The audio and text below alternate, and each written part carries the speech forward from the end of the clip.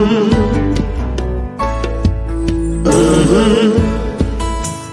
the game gets rough and this life just seems so tough, make we talk, my people, make we talk. When this town becomes an ugly place, don't let it erase the smile from your face. Make we talk, people, make we talk. Conversation is the key, a guiding light for you and me. Spark a talk and you will see. Conflict solver A to Z. World leaders master the art of self-defense just by talk. So people, make we talk. Hey, we're living in a world that on ourselves we must depend. Make we talk. Unity is strength. Make we reason. Make we talk. If we see corruption in any shape or form, we're going to highlight it. Make we talk. Jeffrey Tavares represents Yard and Broad and the entire diaspora. As long as it affects the life of our nation, uncover the truth. Make we reason. Make we talk. And we don't care about no vumva viva va. No upper echelon. Nobody is not above the law. As long as it not help Jamaica. Make we talk. Make we talk. Unity is strength. Make we reason. Make we talk. If we see corruption in any shape or form, we're going to highlight it. Make we talk. Jeffrey Tavares represents Yard and Broad and the entire diaspora. As long as it affects the life of our nation, uncover the truth. Make we reason. Make we talk. And we don't care about no vumva viva va. No upper echelon. Nobody is not above the law. As long as it not help Jamaica. Make we talk. Make we talk. Unity is strength. Make we reason. Make we talk. If we see corruption in any shape or form, we're going to highlight it. Make we talk. Jeffrey Tavares represents Yard and Broad and the entire diaspora. As long as it affects the life of our nation, uncover the truth. Make we reason. Make we talk. And we don't care about no vumva viva va. No upper echelon. Nobody is not above the law. As long as it not help Jamaica. Make we talk. Make we talk. Unity.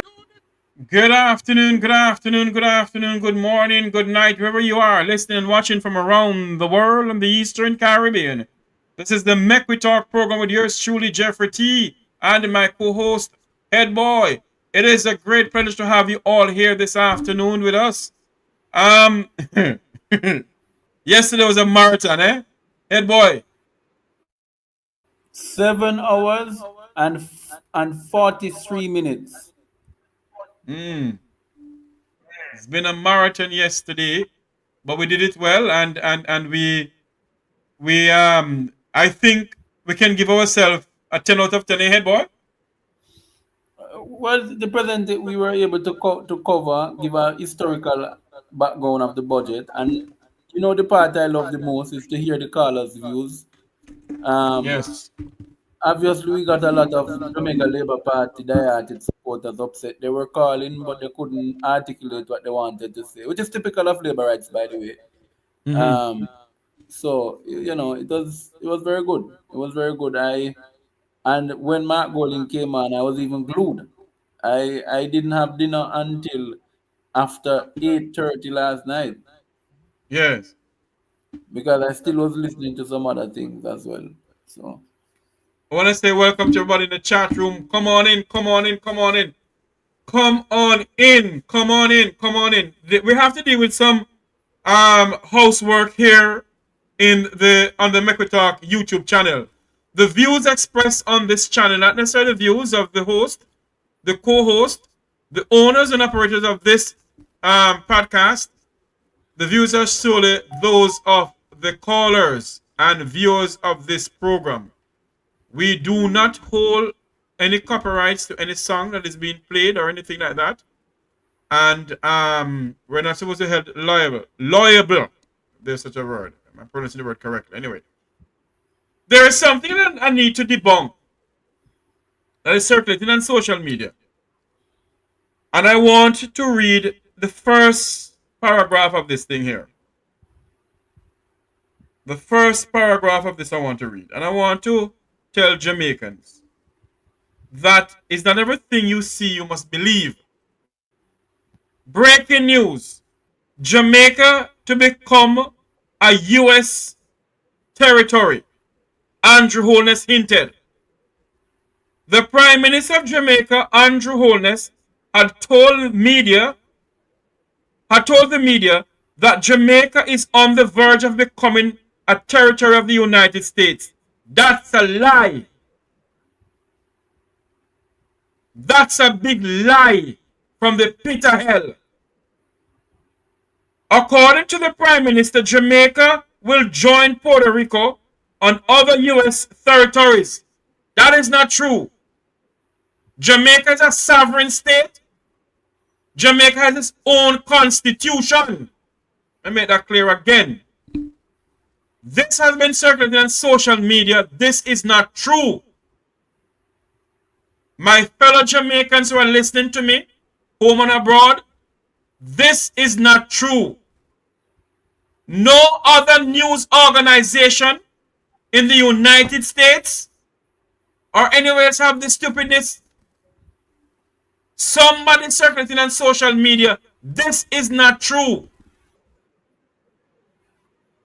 Under our constitution, we have a constitution for ourselves. And if America was going to take over Jamaica, why didn't America take over Jamaica in the 1980s? When Mr. Reagan and Mr. Seaga were so good friends. So let me say this now. We must stop spreading propaganda news. The United States has not said anything like that. That I can see in any newspaper. It's not on any website in the United States. It's not in any gleaner in the United States or any news organization. So I don't know who is spreading this rumor around that Jamaica is going to become a territory of the United States. On what grounds? Anyway, that's all I have to say on that. We have some breaking news this morning here though. Head boy, you ready for us? I am standing by. I'm not even giving my normal introduction today. We have some breaking news here. Let me run the METROY Talk breaking news and head boy can go ahead and do what he has to do. This is METROY Talk breaking news.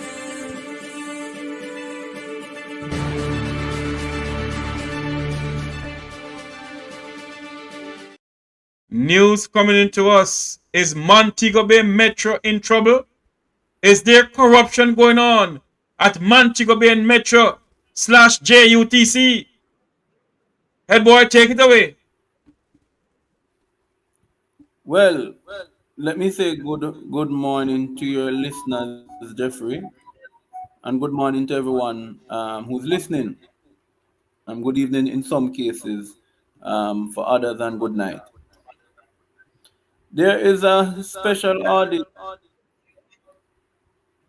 Am I echoing? Let me maybe I have to mute my own. Hold on a minute there. Let me mute my own. Go ahead. There is a special audit. No, it's still the echo is still there. Go ahead. There is a special audit.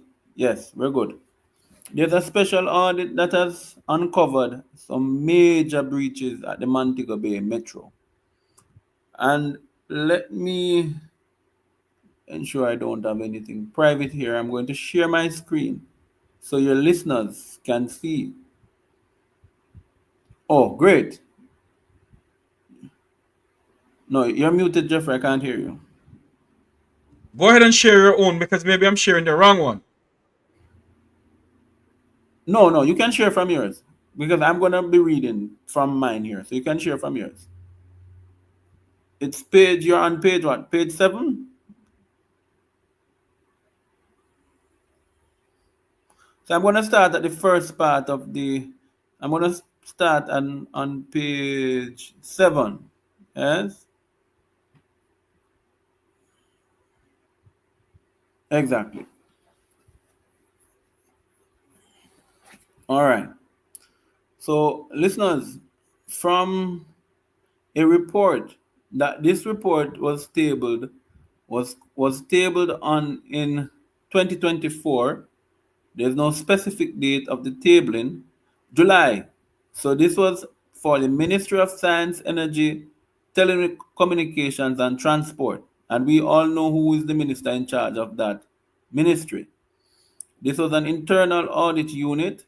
It was done on July the 22nd, 2004. So this is less than a year old. And it is entitled Internal Audit.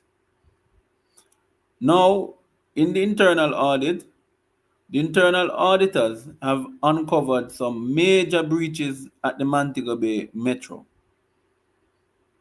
One of the first breach that they have uncovered, which is on page 7, is the criteria. They said compliance with GOJ Corporate Governance Framework and Public Bodies Management Act. So that is the rules that governs the public bodies. So public bodies have to abide by certain prescribed rules in how they govern their affairs. One, they highlighted that there was no corporate secretary appointed, meaning that the board don't have a corporate secretary. The board minutes were not signed by the chairman, and there had been no board meeting in the 3 months whilst this review was being done. The strategic plan and operational plan and budget have no evidence of board approval. I want to pause there, Jeffrey, and we come back in and engage. Yes. So the first thing which strikes me in an entity like the Metro in Montego Bay, which by the way was created by when Dr. Peter Phillips was Minister of Transport, so that the people of Montego Bay would have had the same arrangement. Yes, zoom it back in, Jeffrey, a little bit more. A little bit more. Yes, right there.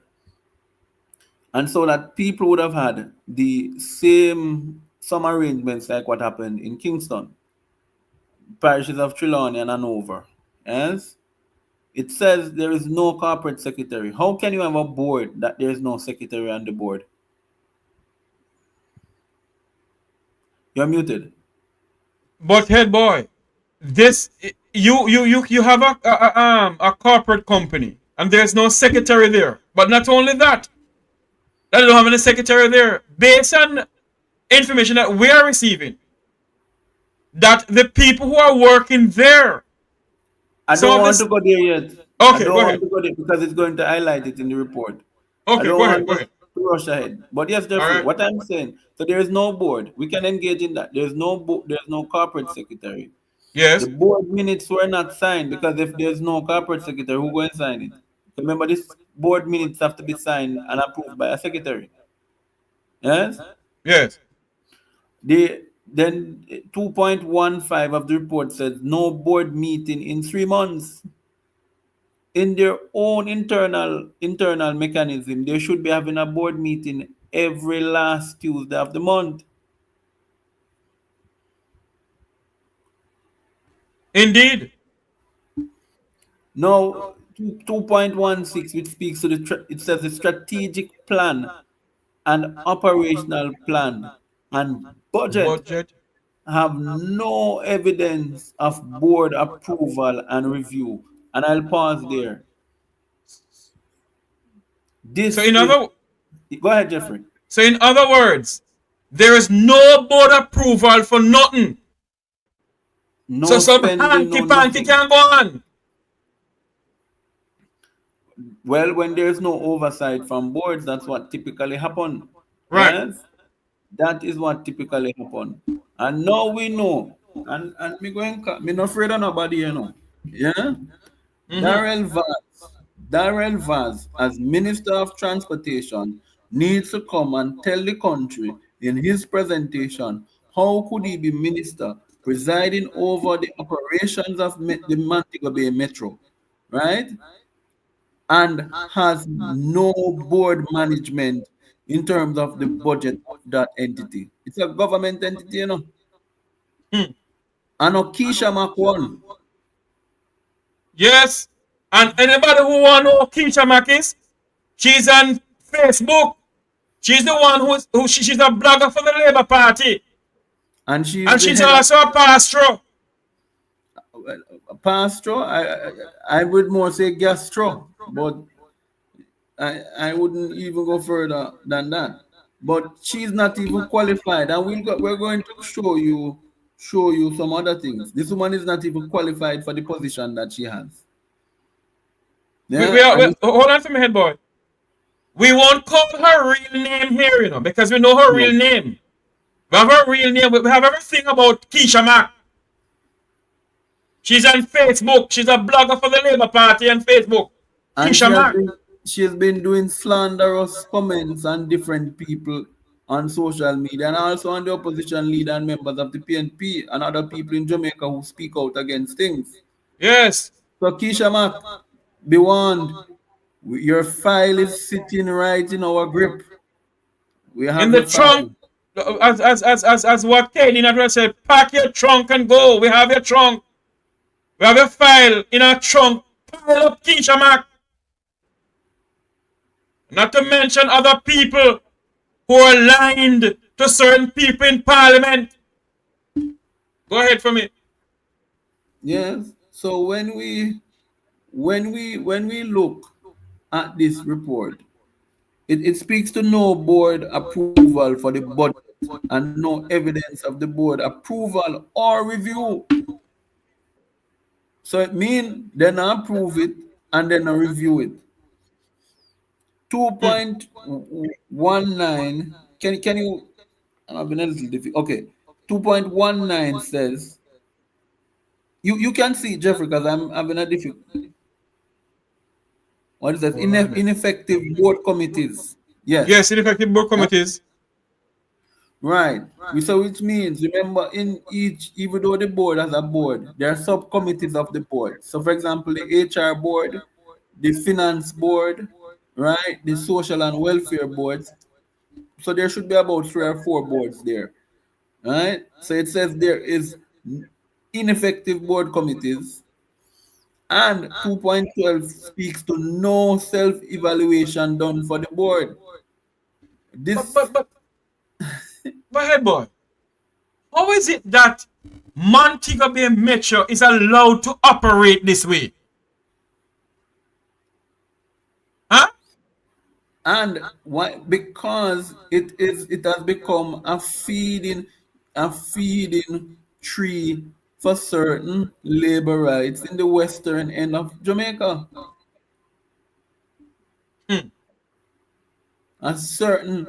It's a feeding tree for certain labor. And I'm asking the callers to hold off on the calls. We're not taking any calls. We're going to address this report a little bit. Yes. Now, we have the recommendations to the side, right? But let's look at what was said, what the issues were, and then look at the recommendations after. So it says no self-evaluation done for the board, no documented and approved SOP. Now, for our listeners, an SOP is a standard operating procedures. Imagine a government entity that gets in budget annually, billion spending down there, you know. A whole heap. Listen to me. There's a lot of things going on at Montego Bay Metro, you know, because I get to understand that a certain manager approach an individual down there who rent place down there and ask him for the rent, taxpayers' money. He rent the place from Montego Bay Metro, and the manager asks the man for taxpayers' money. The man called Kingston. and a well-known person who is at Transport Authority tell the managers no ends of bad word. Nobody go back to the Monday again. So we want to know, is it that Montego Bay Metro is being run by a bunch of you know who? Go ahead for me, sir. Yeah, so it says no documented and approved SOP. So no standard operating procedure. Well, obviously, because if there were standard operating procedures, these egregious occurrences could not happen.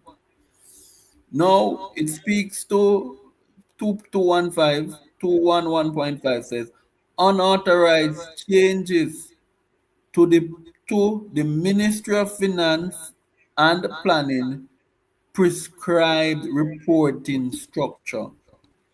What does that mean? Simple. It means they have made changes to what the Ministry of Finance and Planning would have said to them in how they are supposed to report their spending. My God. So that means, head boy, they do not follow the guidelines of the Ministry of Finance. No, this is a rogue entity. So how Daryl Vaz? Is it that the minister don't know about what's going on? Is it that the person who's in charge of JUTC, is in charge of Montego Bay Metro? And the person who's in charge of the Transport Authority is in charge of JUTC? I get to understand. Mr. Ellington, Owen Ellington, a former commissioner of police, are you aware of the corruption and the nastiness and the, I don't know what to call it, the slaughters going on at Montego Bay Metro? Are you aware of it, Mr. Ellington and Minister Vaz? Are you, And Minister Vaz, going to there- address this in your presentation? Go ahead from your head, boy. But the board that was constituted there, Ellington is not on the board, but he runs JUTC that has controlling interest in that. But Yes. who must answer the question is the managing director of JUTC, who is a director in this board, Mr. Abrams, Paul Abrams. Mr. Howard Abrams, No, Paul Abrams. Paul Abrams. Right? Remember, that's the managing director of JUTC. Right. So because of JUTC has controlling interest in there, they have to appoint the managing director as a director in Metro, but he's not the chairman. Right. Right? The chairman is a man by the name of Edmondson. Yes? So he needs to come and tell us why are these. But this is not the listeners and viewers, this is not even half of the bang around. Hold on there. We have to play a ball out. Continue for me, I can find it. Yeah, this is not even half of it. I'm actually going now in the rest of the report, and I'm going to tell you which pages to put up which shows the financial irregularities. Okay. Here we go. Hold on a minute. Ball out! Whoa, yo, yo, yo. We need help, Jesus. Jamaica need help. Shift the parliament. Shift the election. Shift everything. Remove them out there. Take out the cockroach.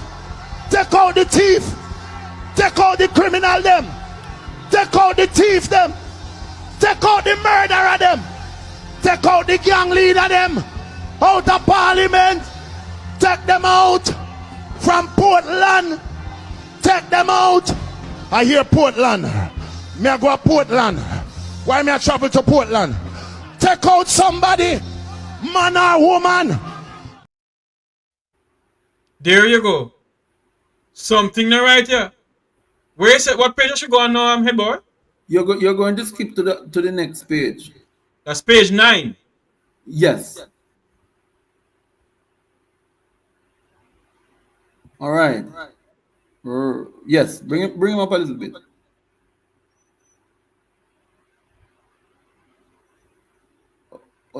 1 second. Hold on there. Up No, more? no, come down, come down. Down. Right there. It's 2.21. 1 second. Yeah, 2.21. 2.1, yes. I think, So yes.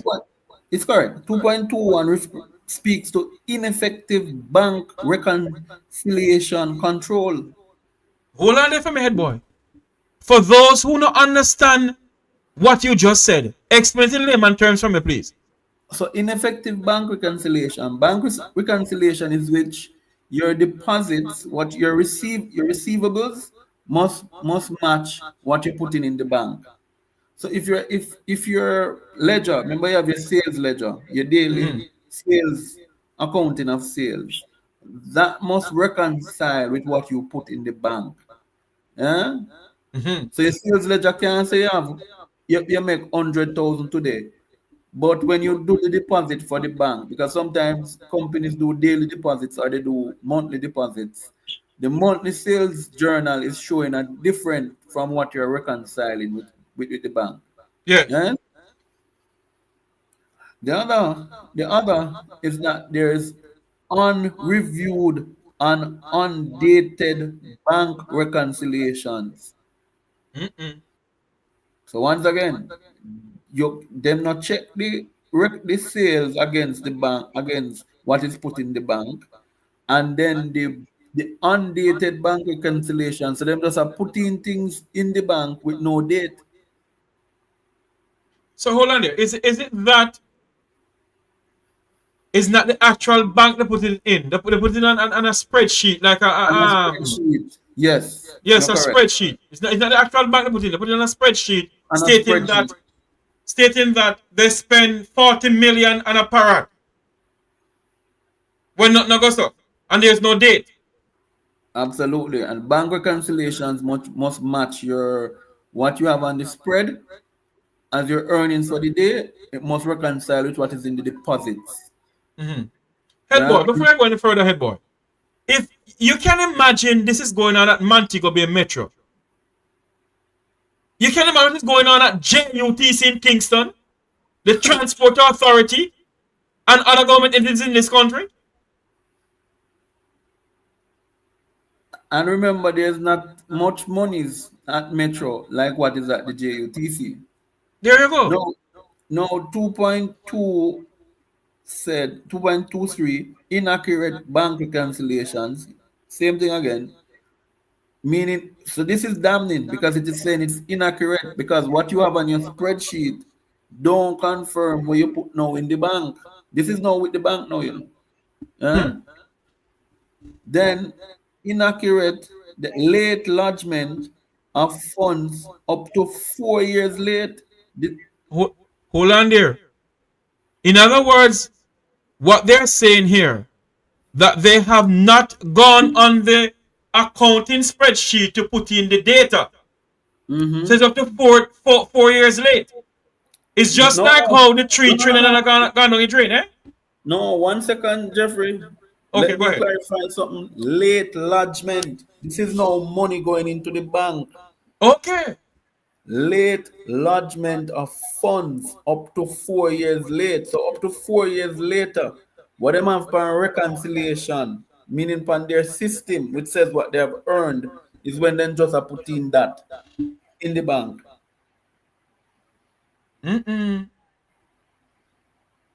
Yeah? This is a crying shame. It's a crying shame.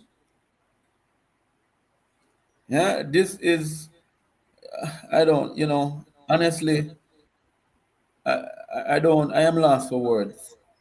Yeah, I'm really lost for words. Now it says depletion of over 25 million in project funds with no significant projects undertaken. What almighty God in heaven?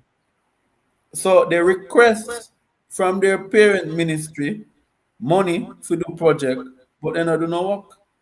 So in other words, Montego Bay Metro, where Keisha Mack is, Yes. Request $25 million from JUTC Kingston, From Ministry of Transport, yes.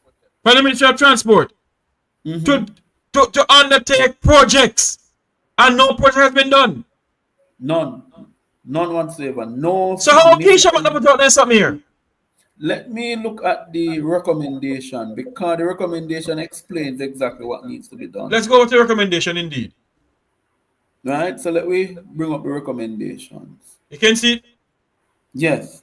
So it says management should ensure that bank reconciliations or similar controls bear the signature of the preparer and the date of preparation.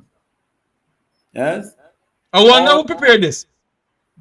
yeah, yeah. Ask Keisha Mark, she could tell you. Keisha Mark. Keisha Mark from over by Facebook, the JLP blogger.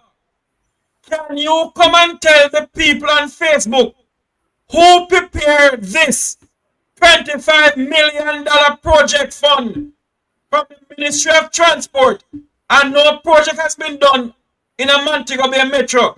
Keisha Mark, you love to spread propaganda upon people and put the back of some upon people. I know who you are. You know. You're a pastor of the church in St. Anne, a so-called pastor. You're a so-called pastor. We have everything on you. Tell the Jamaican people on Facebook, how is it that you work at Montego Bay Metro? Montego Bay Metro, ask JUTC, ask the Ministry of Transport for $25 million of taxpayers' money. What the taxpayer money is separate to Keisha Mark? Go ahead for me, sir. Yes, sir. So, and also, so it says management should ensure the bank reconciliations and all similar controls bear the signature of the preparer and the date of preparations. All should be subject to timely and effective review and should be signed and dated by the reviewer as evidence of the same. Simple put, when you prepare the bank reconciliations, you must sign them and it must be dated the day when you sign them. And whomever do it should sign. The next recommendations under this, Jeffrey, can go up a little bit. Hold on for me. Right. All separate bank accounts should a separate bank account should be created to prevent commingling. I want people to hear that word.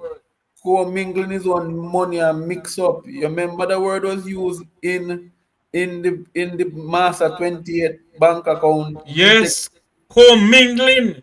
Oh, exactly. Commingling. So it says a separate account should be created to prevent commingling and allow for the proper accountability and transparency in the use of project funds. So what typically entails monies that are for projects in entities, they have a sub account that's labeled like project fund account. So you never mix, you don't go into project funds account to run daily operations. Mm-hmm. Earmarked specifically for one thing. Yeah. The 231 said so this is where it shows that no money was spent, Yes. 231 is going to confirm what was said in 2227. Right. Dilapidated workshop placing life and property In in danger, danger. left unaddressed for over 5 years. My God. And this is high. They rate it as a high risk. Yes, it's a management is encouraged to give due priority to the health and safety Of its staff. of and to act in a manner which safeguards the assets of the entity. Mm-mm. Keisha Mack, you're busy every day during the hours when you're supposed to be running Metro. Views, as they say, cussing out people on behalf of your party, but you are not looking at the issues that is affecting the livelihood of your staff. She don't care about her staff, them. Some Well, nonsense going on down there with her Tracy. yes, I hear people trying to to play feel up, you know, where the mama gonna bring. Oh, Yes. what a night. What a I Saturday kind of night. feel up the going down there. Keisha Mack, you know what the feel up? Keisha Mack, are you part of the feel up on Metro?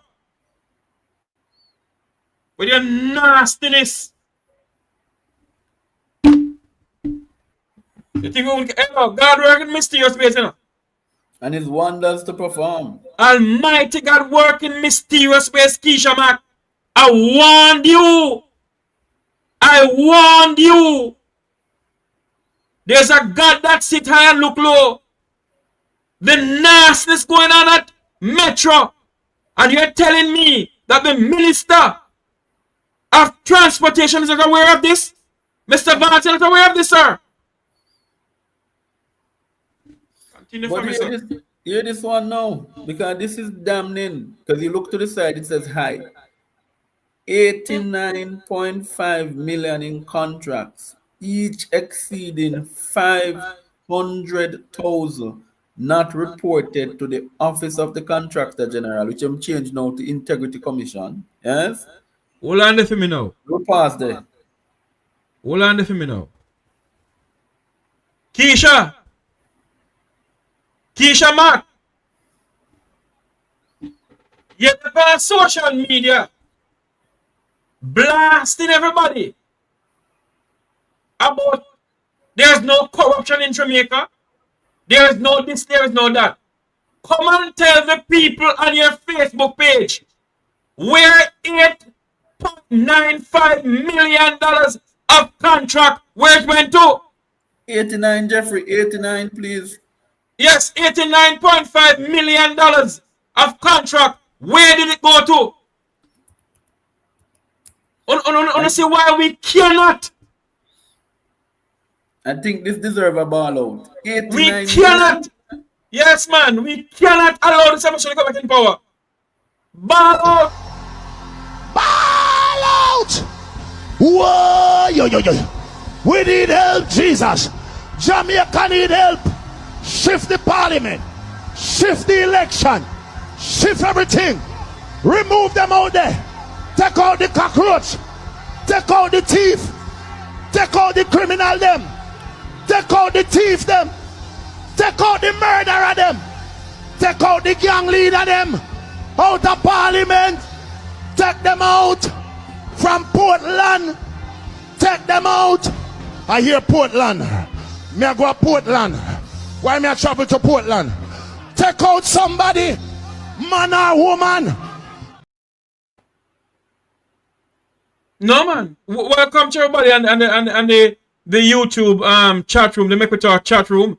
Remember to like, share, and subscribe. We're listening and watching from around the world and the Eastern Caribbean. We have. Remember to like, share, and subscribe. Like, share, and subscribe. Like, share, and subscribe. We have breaking news. This is Make We Talk breaking news. Is there corruption going on at Montego Bay Metro? $89.5 million in contract unaccountable for. Nobody with the contract disappeared to.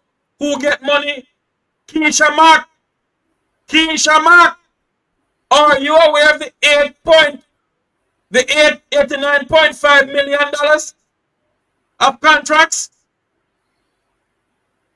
Hey boy, you there? Right, and each of these contracts have exceeded the 500K amount that has been required to report to the Integrity Commission. So that means why. No wonder why them not like the Integrity Commission, because almost everywhere they are doing things that have alerted the Integrity Commission. Here the recommendation now. It is recommended that management ensure all contracts that exceed 500,000 is reported to the Integrity Commission as per the Integrity Commission Act. So hold on there now.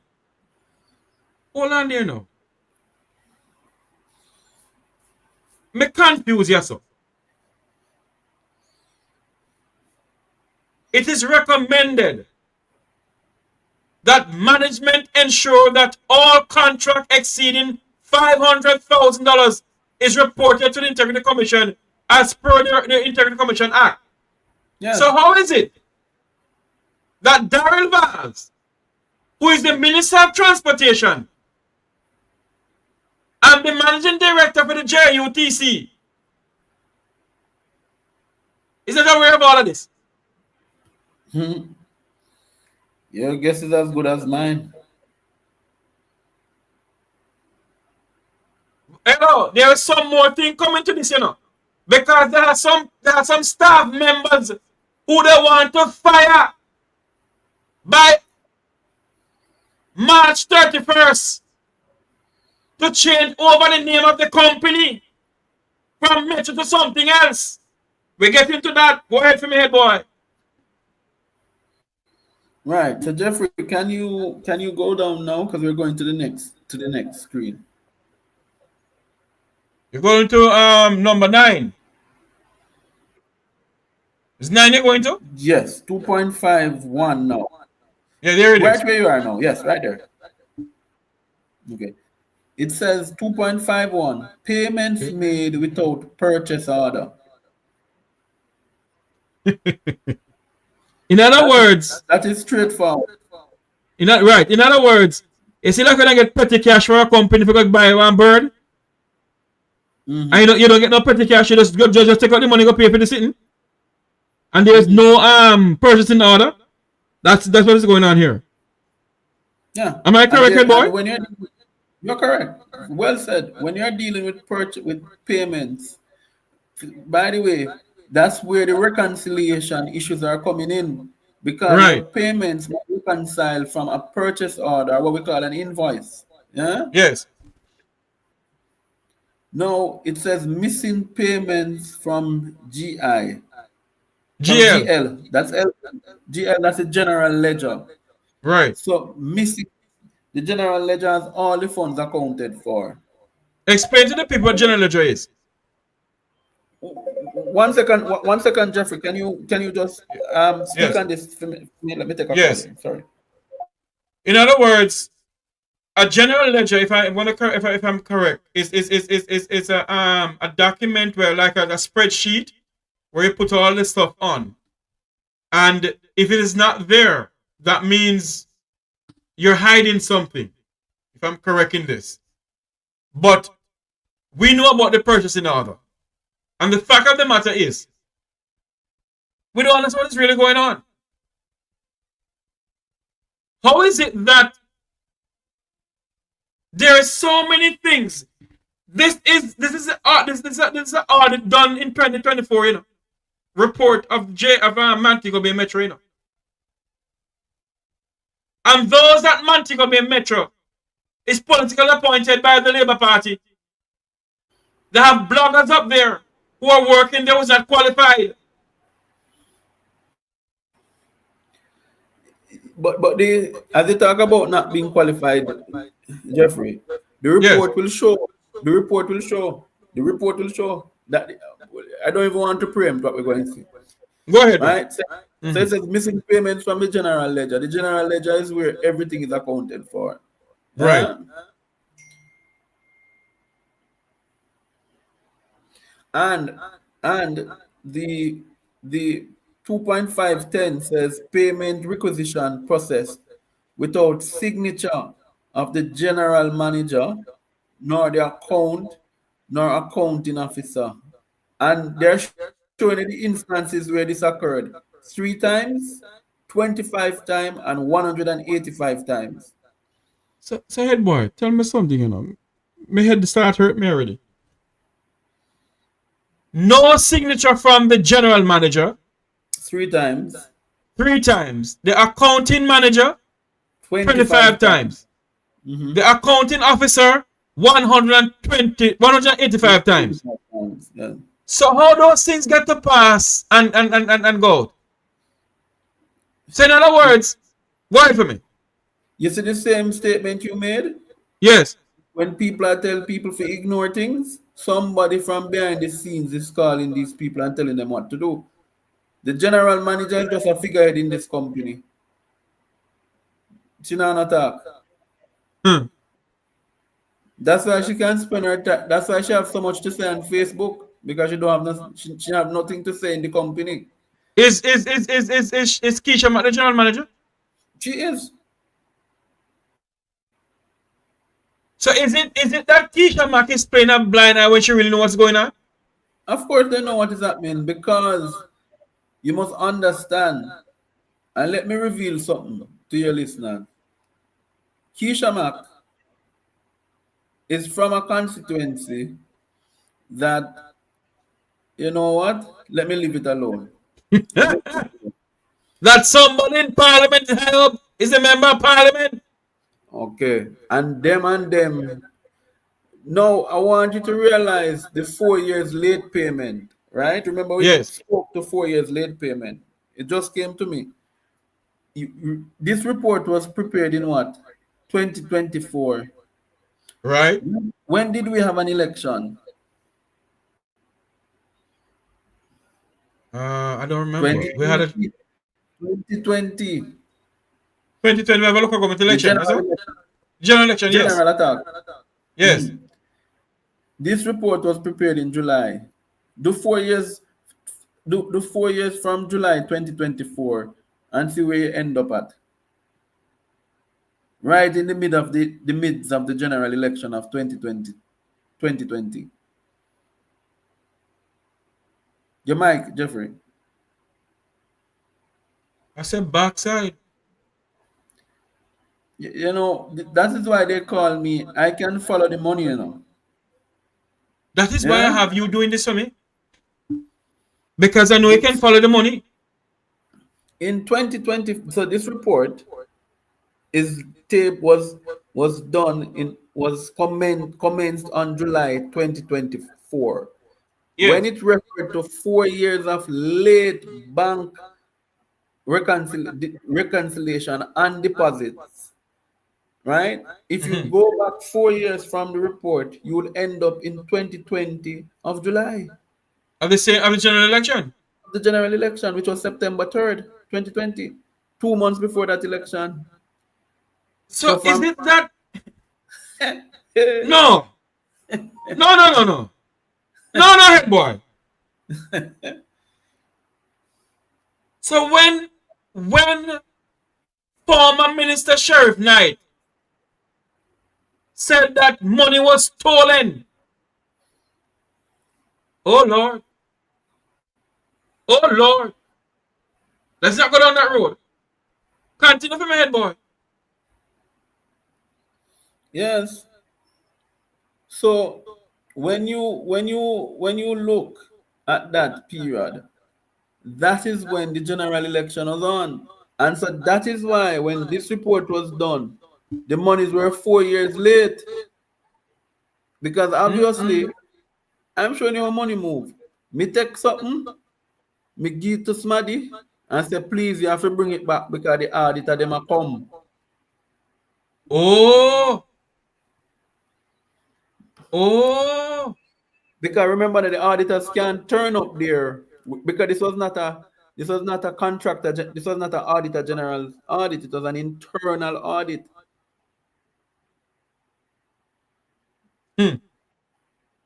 So that means they can turn up there at any time. No, the internal audit means that they invite them on their own whims and fancy. Oh, an okay. external audit would be an accountant, auditor general, because she's not in the company. So they Right. They would have paid for. They would have asked the auditors to come and do this. Yeah, some money are left in a very funny time. So they said deductions taken from staff for cash shortages reimbursed to them through petty cash. Hold on there for me now. I wonder if this is true. I wonder if the staff, they get back their money. Because I get to understand that Montego Bay Metro is telling the staff members them that they have overpaid them. So when March 31st come, the salary they're supposed to get to go home with. They won't get that, they won't get that amount because they overpaid them, to what I'm hearing. And if this is what is going on, no, sir. Keisha Mark, No, what wait they're for saying, me. Jeffrey, is that deductions are taken from staff, from cash shortages. So if you're short, remember, the bus operators have a particular, the tickets have to reconcile with what they collect in cash. Yes. So if the system says they made $5,000 for the day, and And they're only going with 4. and they're only going with 4, they now have to pay the shortage, right? So deductions is they take the deduction from the pay, but then they reimburse them in through petty cash. But hold on there. If they are short and they take it out, and why would they reimburse them back? That's the $1 million question. No. Something not up here. If you are working, I have a bus running, and the conductor is collecting the money. The conductor is short $1,000 out of the $5,000. I decide to take out his salary. Took out his salary, and then write a application and give back the money. Yep.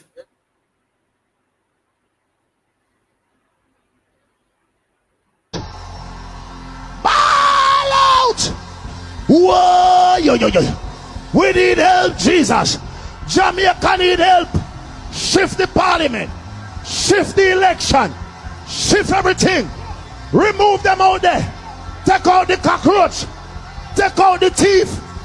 Take out the criminal them. Take out the thief them. Take out the murderer them. Take out the gang leader them. Out of parliament. Take them out from Portland. Take them out. I hear Portland. Me I go to Portland. Why me I travel to Portland? Take out somebody, man or woman. No, sir. Why would you do that, though, head boy? You would only do that in most instances from a financial point, from my understanding of finances. Yes. You would do that when the shortage was sanctioned. So it means that maybe that shortage is going to somebody else. But for it to look above board, you take it out of the salary of the worker and then reimburse. Because remember, that money is said to be unaccounted for. Anyway, let us Go to 6-1. Yes. Nearly 2 million in unapproved charters and 50% of all charters. So meaning that is unaccounted for. So in other words, hold on there for me now. You know when they can charter JUTC buses to go to funerals and so forth. Isn't that so, head boy? Yes, that is so. $2 million of unapproved charters. 50%. No man, sitting right there. But Opposition spokesperson and transport, Mr. Michael Phillips. You need to do something about this, sir.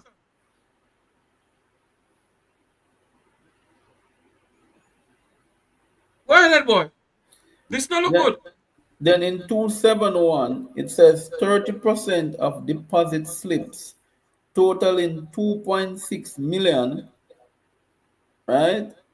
That is second corroborating signature. Missing the second corroborating signature. So you remember when you are doing for deposit slips, public bodies have they are governed by the FAA Management Act, which is Financial Audit and Accountable Act. I think they refer to it as the FAA Act. Yes. What should happen is that you can't be depositing funds in an account on behalf of a public body without Jeffrey signing as the general manager or the board of director, and me signing as the secondary signatory, so that both of us can say for sure that we saw when the monies were deposited in the account. Yeah? You with me? You muted, Yes, head Jeffrey. boy, I'm with you. Go ahead. Go ahead. I'm just changing something here. I misspelled Right, something here. right. So the short, the other one would be, so that is 33% of the deposit slips totaling 2.6 million missing second corroborating signature. So them can verify if the so-called 2 2.6 million you say you deposit is actually what you deposited. Mm. Now it says at 7.2, short lodgement of collections and late lodgement of collections. So them short the amount that's supposed to be in the lodgement of collection, and then they're late in lodging the said collections. Father help us, oh Lord. This don't look good at all, head boy.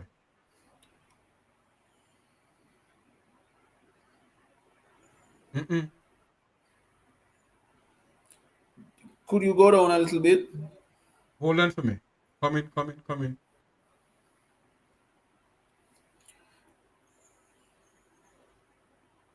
All right, I'm gonna go down on this now. Here we go. Stop there. Where we are? Yes, right there. It says a pattern of late non-recovery of shortages between 113 days to 300 years. So the same thing. So they're To supposed to three be to 3 years, not 300 days. 3 years. years. Sorry, my.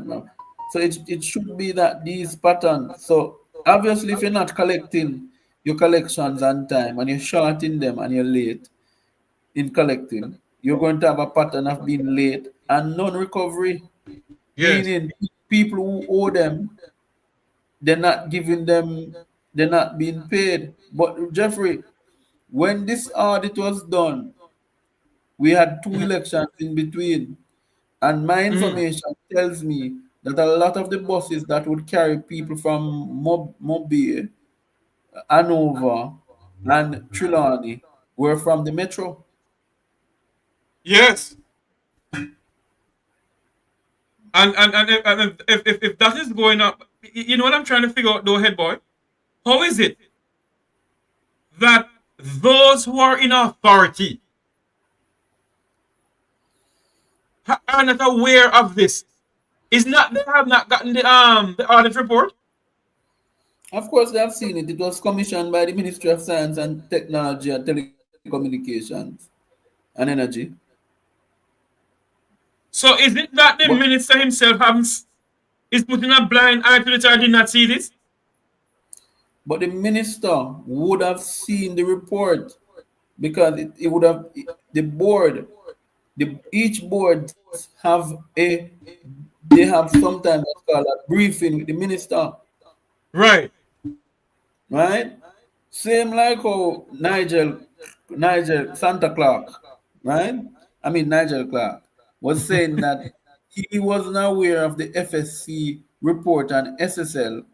No, no, ministers have to meet with boards. That's why they have a board. So the chairman of the board is supposed to share it to the minister. Minister, there was a report of the auditing, internal audit report. These are their findings. How we Right. going to do this? Yeah, but when it has been, let me tell you something. Let me just talk straight up now. This is state sanctioned chopping. Yeah, man. Straight, the state has sanctioned the chopping in this entity. In other words, plain Jamaican words, the state has sanctioned them to thief the taxpayers of this country. Absolutely. You could go to the other page, because this is the two important parts, and then we'll close the report, listeners. We go to 10. Yes. Co- Um, I want to see how the heading is. Can you bring it over to the other side a little bit? Yes, right there. It says, conclusion.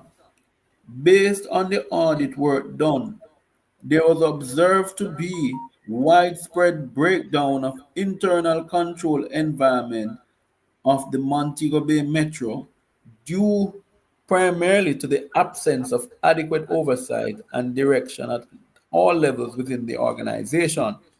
The current operation, as observed, do not reflect the principles of efficiency, effectiveness, and economy.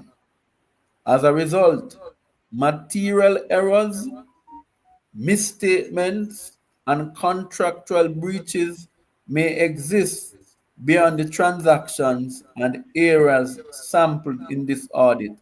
Let me put that in a plain old Jamaican language. You with me, Jeffrey? Yeah, man, I'm with you. I'm with you. I just get That information a while ago about something. Go ahead. That's what all about it. this is the most important part. I want people to hear. And I'm going to read this in a patois. Based on the audit. So what the audit say, there was observed, then see a lot of breakdown of internal control at the Montego Bay Metro. And they said this is because the absence of enough oversight, meaning people, the management, the boards being involved looking at it, and the direction at levels within the organization. Yes?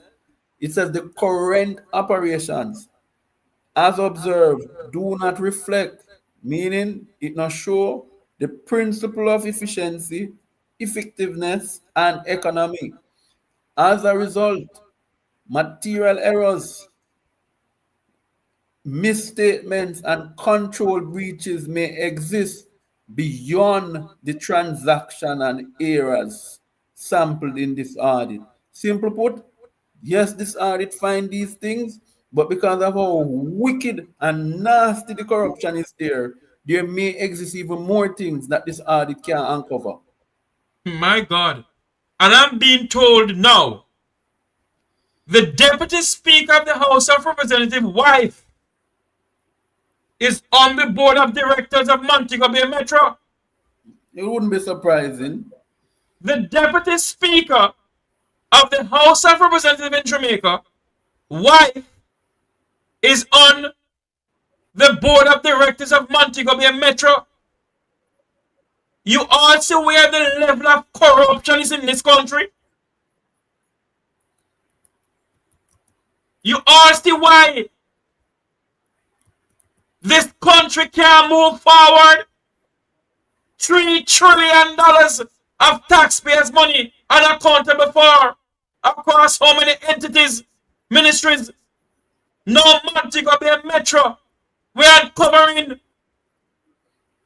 some nastiness. We're uncovering some nasty, dirty corruption that Keisha Mack from Facebook don't want to put out on social media. And by the way, Keisha Mack, she should go to church, go praise God and jump in a spirit. I must say Jerry and his nephew. But associate who stole Metro. Mm-hmm. I must say that she did the associate who stole Metro. It's not that. Is you look under me, I look under you. I feel up, Yes. I feel up, I feel up. Because that's what is happening. And we need to address some of the sexual issue concerns that the workers are having, where women are being assaulted by the general manager. Yes, I'm being told.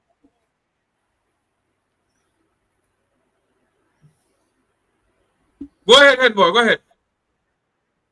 No, this is grave concerns. You cannot have a situation where workers are saying to you that they are being sexually harassed, and it goes against the sexual harassment policy that was designed by the great Minister Bobsy Grange. So is it that Bobsy Grange don't know some Montego Bay Metro are so nasty people that work in there who want love off woman? Keisha Mack, did you put out that some nasty going on Montego Bay Metro? Some sexual harassment going on Montego Bay Metro, Keisha Mack? You put up Jeffrey Tavares picture You put up Wilfred Rattigan, put about how we are this and how we are that. God have a way of working out things on Keisha Mac. God have a way of working out things on a nasty, dirty corruption not going with. And how is it that the minister, I want to know, is it that Minister Darrell Vance is waiting until his presentation in the parliament about Montego Bay Metro? How is it? But spokesperson and Transport doesn't say anything about this. Is that he not aware of it either? But this report is a public report. Let me raise another thing with you with the board members, because you just called out the board members. And I want the country to hear all of them names. Go ahead. Talking loud until I can hear you. The incompetent board of the Metro, which is one of them is Eri Clark's wife. You have Garnet Edmondson. So hold on here. Who is Eri Clark? Maybe people know who Eri Clark is. The Deputy Speaker of the House, Chopper John best friend. You have Garnet Edmondson, Chairman. Paul Abrahams, Deputy Chairman. Camille Adrians, Director. Patrice Clark, the wife of Eri Clark, Deputy Speaker of the House, Director. Conroy Smith, Director. Donald Smith, Director. You realize you don't hear the secretary?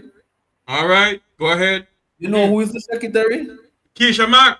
Keisha Mac, and she's the managing, and she's the general man. How could the general manager be the secretary? Father, I stretch my hand to thee, oh God. No other help I have but you. Murder! No, sir. Andrew Holness, you are asking the Jamaican people for a third term Prime Minister Holness. Aren't you aware of the level of corruption going on in government in this country, Prime Minister? And you have the audacity and the nerves to be asking the Jamaican people for a third term? You an idiot, I mean? You an idiot, I mean? What the backside they going? But Jeffrey, it's not done there, because I want to get to the recommendation. Go up a little bit, because this is where it gets really stink. Go up more? Yes, right there. No.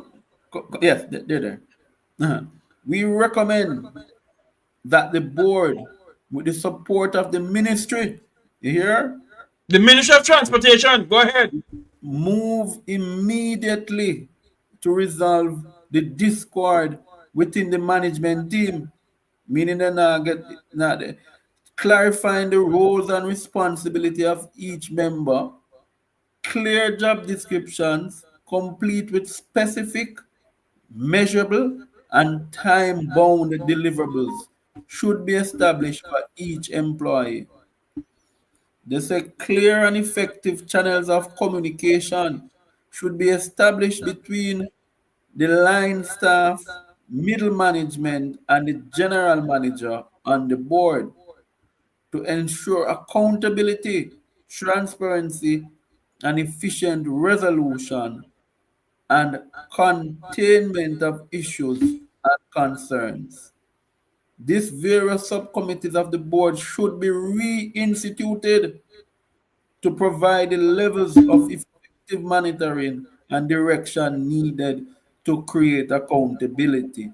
In a sense, board, general manager, and lower and line staff and middle management must get their darn act together to ensure that there's strict accountability, and they must reinstate, put back the subcommittees, which would typically be HR, finance, and there's another committee, staff welfare.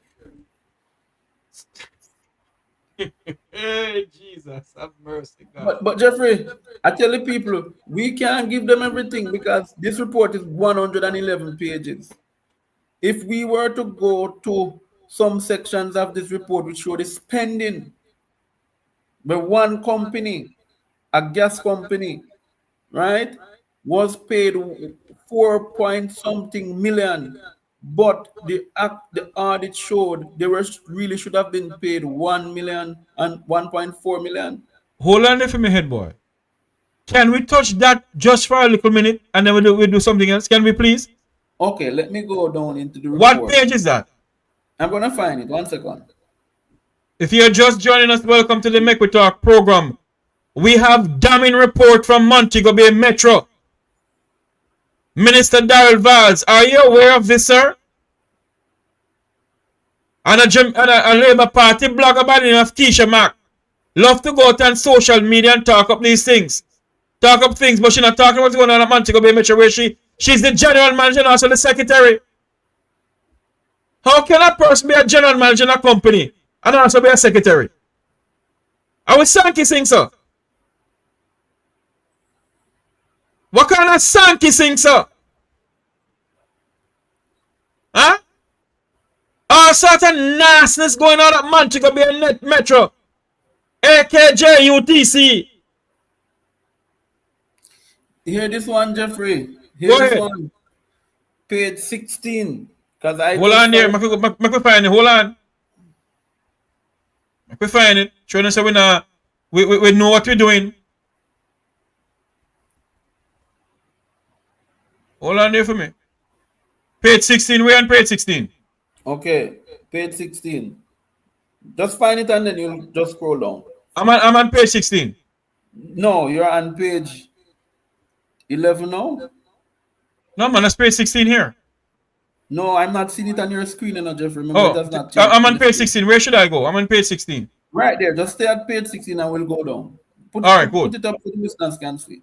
Yeah, man, they've seen it. Oh, I'm in the wrong. I'm Jeffrey, I'm at the wrong place. Sorry. Cause, implications, recommendation. A little bit up. A little bit up. A bit up. Yes, right there. For transparency purposes, this is ensure is to ensure competency profiles are sent to the Ministry of Finance.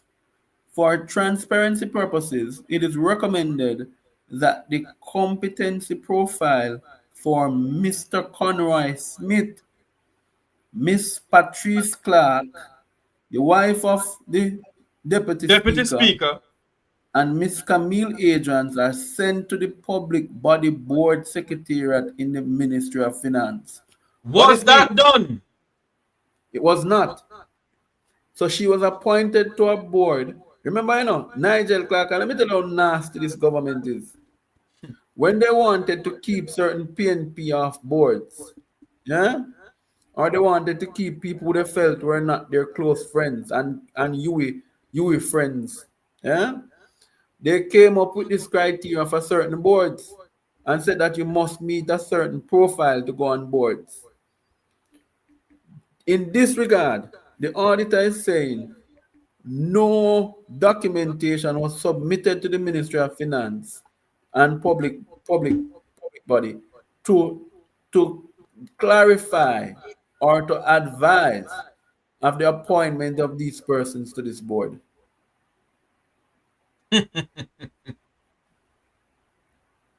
So it's all about their friends and cronies.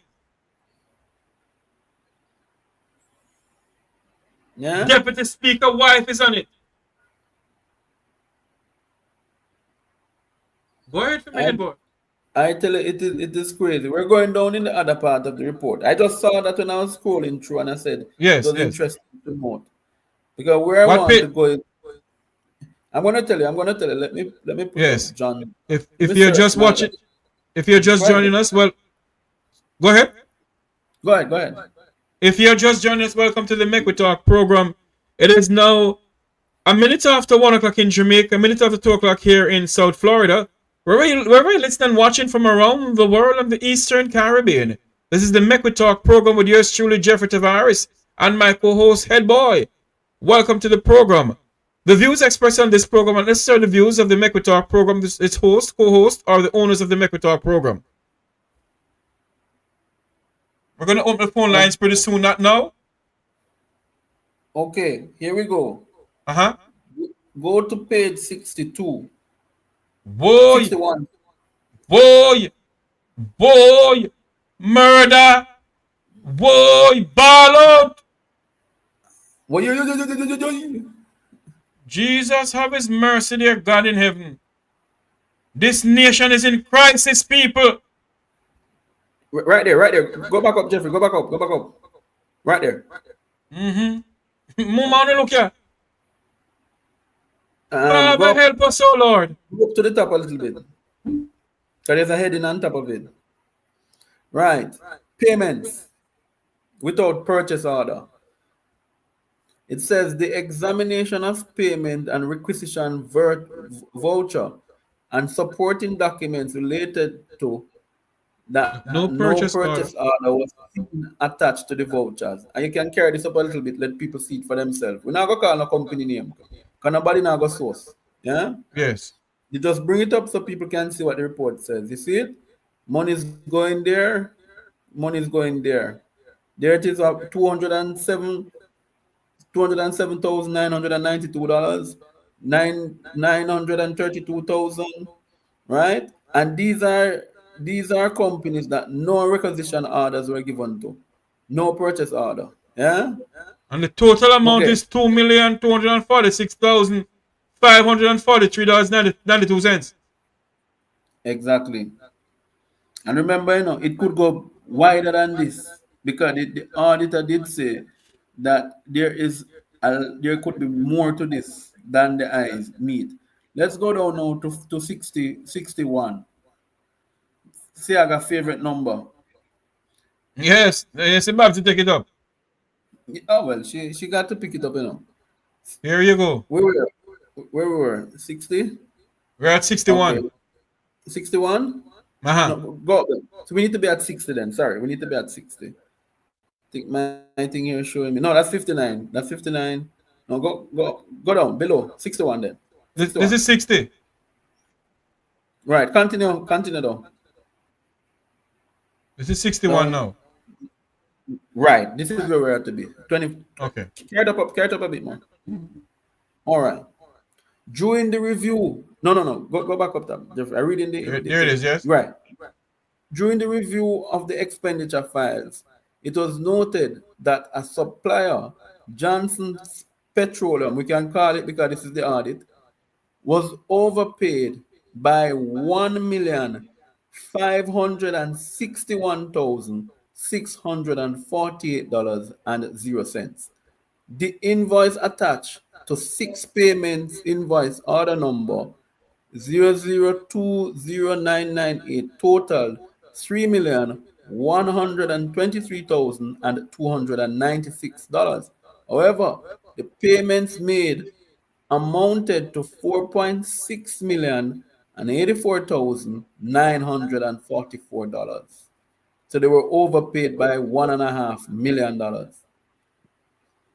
Jesus have his mercy, dear God in heaven. But look at the time. This was the 15th of November, 2023. So hold on here.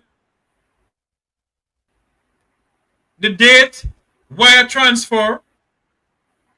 Okay, 2 payment of the same amount.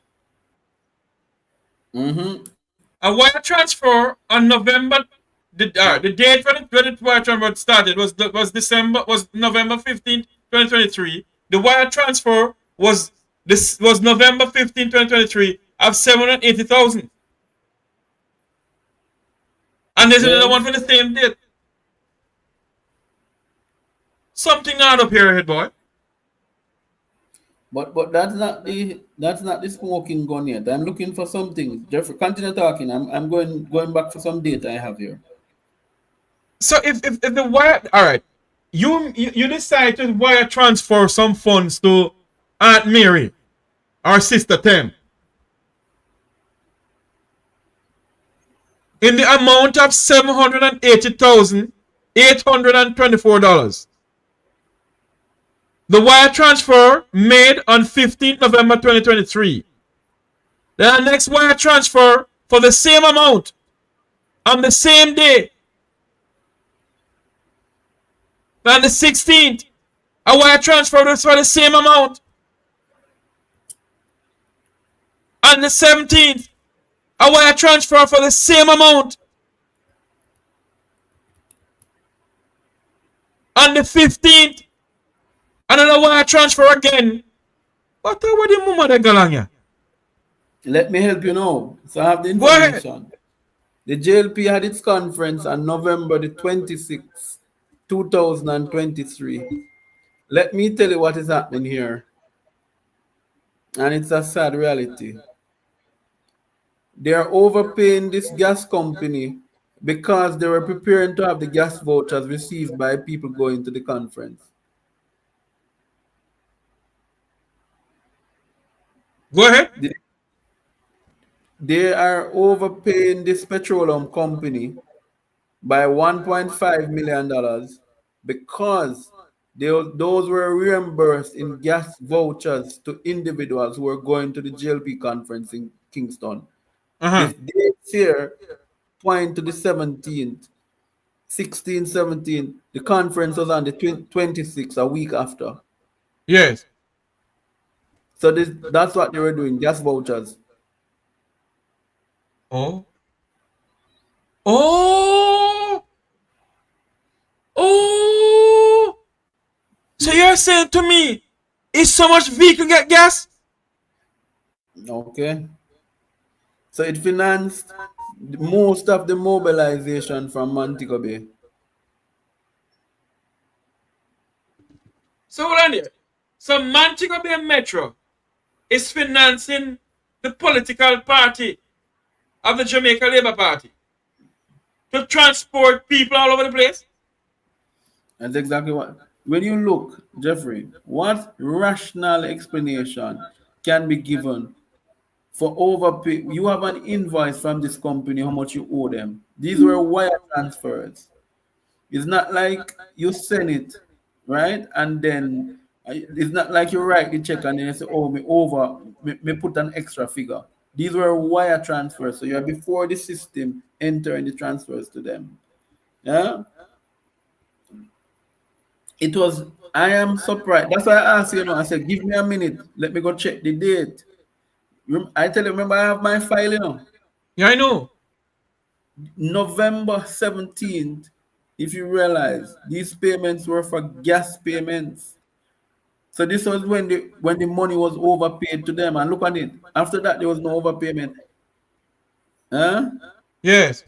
It started in November. What is not so special about the month of November? The JLP had its conference on the 26th of the very same month. So in other words, Patrice Clark, who is the wife of the deputy speaker, needs to come and tell us as a director, was Metro being used to mobilize persons from Montego Bay to go to the JLP conference? oh, Jesus. I stretch my hand to thee, O God, no other help I have but you, Father. If thou should withdraw thy...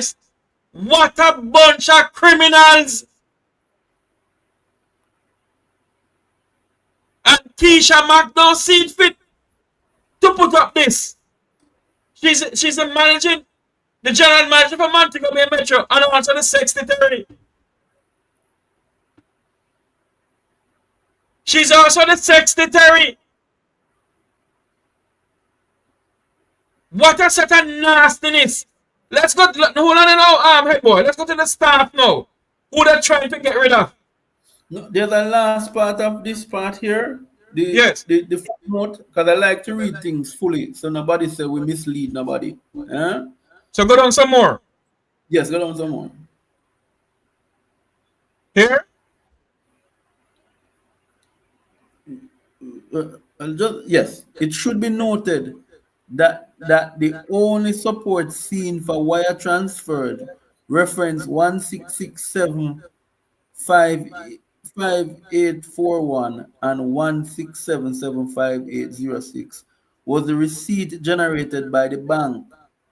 These bank issued receipts were attached to payment requisitions for the wire 1667 and it's so essentially what that I said. Let me just put it in a plain English.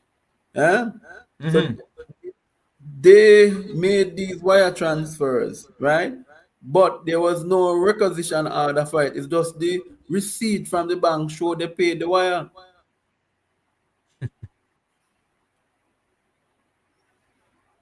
Repeat yourself while go ahead, boy. Let me go again. These transfers were made via wire, right? Which reference the reference the numbers 167 75841 and 167 75806 was receipts generated by the bank, meaning that these banks issued the receipts. The receipts were issued and attached to the payment requisitions. Yes. Yeah? So there was no necessarily purchase order for these two things. That is the same time. Go back up, Jeffrey, that we look on the two numbers we listed here. This 5806, right? There it is. Go back down. These two ones that says not recorded in cash book. Right? 15th of November, the 15th of November. Hey. That's when they send those wires to this company. And my view is 2714 and 2816. Right. So my view is that this was being used to mobilize people for their conference. And I know why I say so. And I will not retract that statement. I will not retract that statement.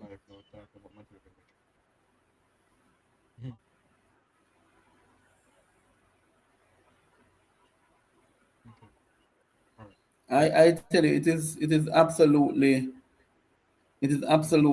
vehemently nasty what they're doing at this institution. Go ahead for me, head boy.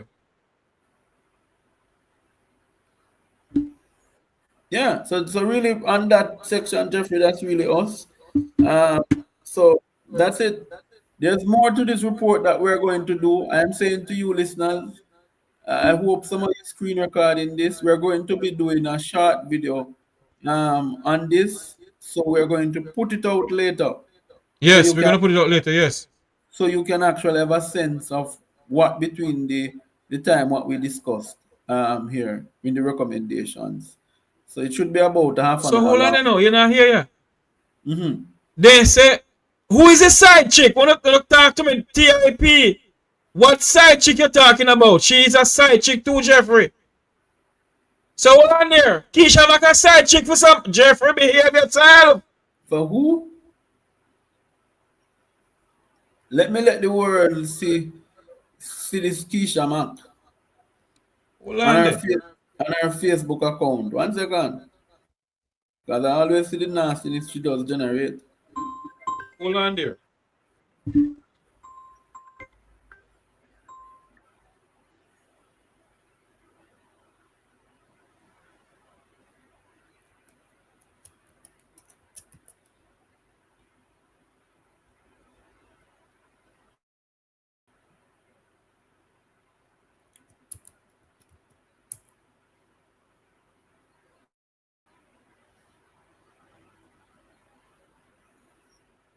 Yeah, but you're muted, Jeffrey. But it's very Oh, sorry, appalling. It's sorry about very that. Go ahead. appalling. It's very appalling. Yeah. My God. Jeffrey, did you This not is hear? She's a side chick. Who is a side chick? Wanna talk to me now, man? Go ahead for me, head boy. Maybe we should wait. We should open the phone lines yet. open the lines. Open the lines. But hold on. Is there a part in there about how they're trying to treat the staff? Oh, let me look at staff welfare in this. Yes, please, because that's a point I want to get at.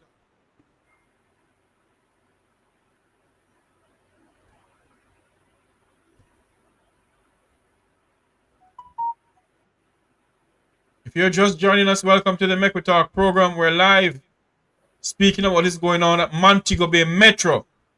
And how is it that Keisha Mack, who is a part of Montego Bay Metro, a well-known Jamaica Labour Party blogger, has not seen fit to put out the level of corruption going on at Montego Bay Metro?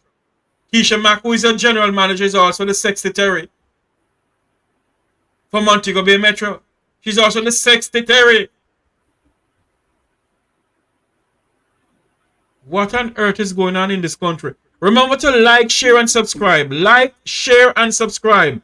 I want to say thanks to Beckford, who is in the chat room doing the work for me. Thank you so much, Beckford. I'm going to try and make you a, what do they call it? Oh, Lord, what do they call it? Anyway, thank you very much. A what? A moderator. A moderator, yes. I'm going to make Beckford and Gigi a moderator. What about unregular girls? I'm going to make them a moderator. Why are you laughing at me? Tracy, why are you laughing? But I'm not lying. Keisha Mack is a secretary.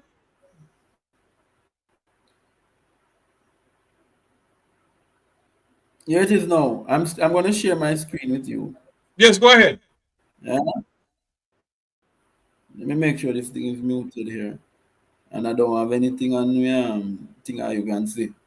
For those who are just joining us, welcome to the program. Remember to like, share, and subscribe. Yes, head boy, go ahead.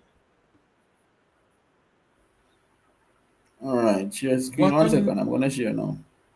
What a nastiness going on at Montego Bay Metro. Can you see it? Hold on there for me. See it there, yes. So that's Keisha Mack. That's her. That is not she, you know. This is her page. No. Look at the thing. Please remind Mark Bolin to take his British renowned certificate with him to Parliament today, which was supposed to be at work, 10:55 a.m. yesterday. Look at this again. Labour rights, North, East, South, and West Jamaica land we love. Ring here. United stand for Jamaica, peace and prosperity. All of them nonsense. Look at it. She's a full-time blogger every day.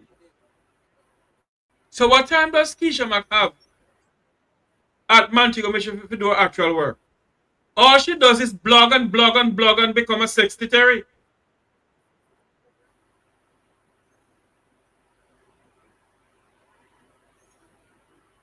Father, I stretch my hand to thee, O Lord. She have a picture. Listen to me. She has a picture with me, Will Rattigan, and some other people too, The same Keisha Mack there. The corruption turn up for true, reggae girls. The corruption turn up for true. The corruption turn up. We know that the opposition leader will be on Partner Draw TV. We know that before everybody. What a nonsense going on. And of course, I will be there later to listen to the opposition leader. As you know, our viewers, we support all bloggers. Yes. Once they're doing METROY Talk support all bloggers. To expose the corruption, expose things that are happening, we support them.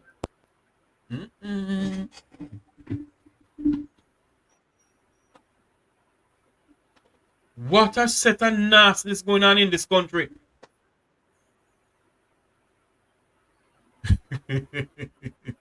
Thank you very much, Miss Williams. Thank you. Thank you very much. The numbers to call into the program now. We're going to open up the lines for people to call in. There's the number 954-529-8030. And also hit the super chat. Come on, people. Hit the super chat. 954-529-8030. What do you think about Montego Bay Metro? Millions of dollars unaccountable for. Is there corruption going on there? Is there a level of corruption going on at the Montego Bay Metro in Montego Bay, Jamaica? Where the blogger Keisha Mack is there.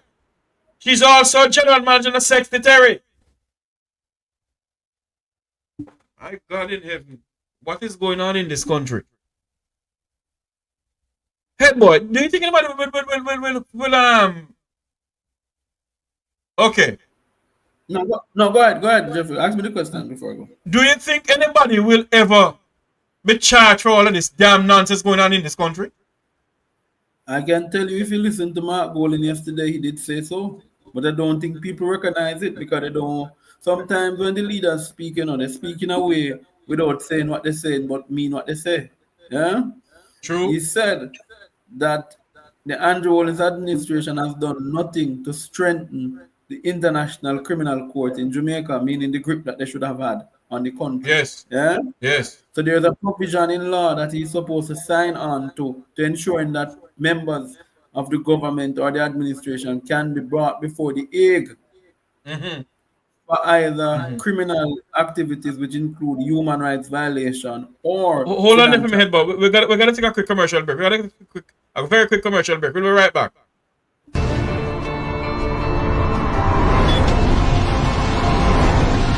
Within our first 100 days of government, we will start the legislative process to fix the date for general elections in Jamaica. So no government will be able to come and make false promises and hide the truth and tell you half-truths and trick you into voting for them, and then when them win, them throw on poison for you. 100 days. The fixed election date. Still I wait for the promise to fulfill. One broken promise after another. Laughable, as we say. None of your promises are fulfilled yet, bossy. So there are we. Within the first 100 days of our government, we will start the legislative process to institute impeachment proceedings in Parliament. This will add another layer of protection of the Parliament to ensure that only members of unquestioned integrity sit in the Parliament. All ministers under the new Jamaica Labour Party government will be given a job letter. That job letter has a timeline of 2 years and 6 months with key performance targets which are agreed upon by the cabinet, focused on two things: economic growth and job creation. Andrew, you need for... Welcome back to the METROY Talk program. I'm Jeffrey Tavares, along with my co-host Head Boy. We're listening, watching from around the world and the Eastern Caribbean.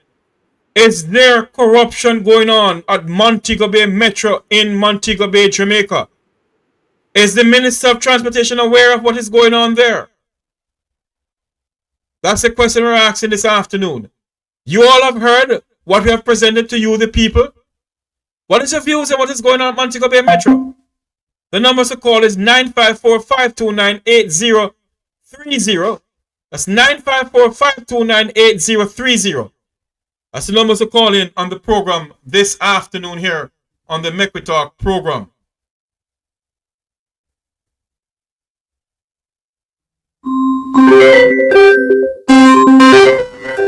Good afternoon. Welcome to the METROY Talk program. You're live.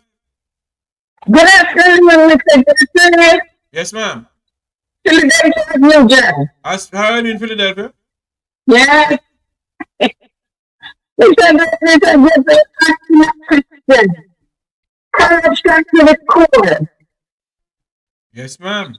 And this is just one out of the many, because there are a lot more. Because there is nobody looking over the country. It's like everybody's on their own. Nobody's in charge. I don't see who's in charge right now. That's why we want this man to call the election so we can have somebody to go in charge. My God, this is disgusting. More than disgusting, my dear. My God, what can go for? I them not have much skill. Look at Keisha Mack. Since she ready to talk, they have no skill. Keisha Mack can't talk, you know, ma'am. Right now she can't talk, but she used to talk. But Keisha Mack is a woman who owns a church in St. Anne. Why your phone speaking like that, ma'am? You have me on speaker? Yes. Take me off speaker, please. It's driving me crazy. Okay. Yes. All right, it's off. Keisha Mac, is a pastor, you know. When she get in the spirit, you know, she should rub up mama associate who stole your thunder. The devil spirit. You have me and speak the same way? Let me see. You do have me and speak. Oh, I take it off. Mm. It's not really that I call you for. You know what I call you for? I call you to talk about my little piece. I am so happy to see Mark Golden yesterday. Mr. Jeffrey, I have my belly full. Me feel good. We can't wait to the election time because I come in Jamaica full speed. Yes, ma'am. All right, ma'am. Put on your foot. Put on your foot, ma'am. All right? Who can stop me? All right. Who? No, there's nobody to stop me. The man has told himself that it is capable of taking us out of the rut into reality. My gosh, I appreciate him. I feel good. I love it. I love it. I love it, Mr. Jeffrey. Thank you for your calls. All right. All right. Thanks much.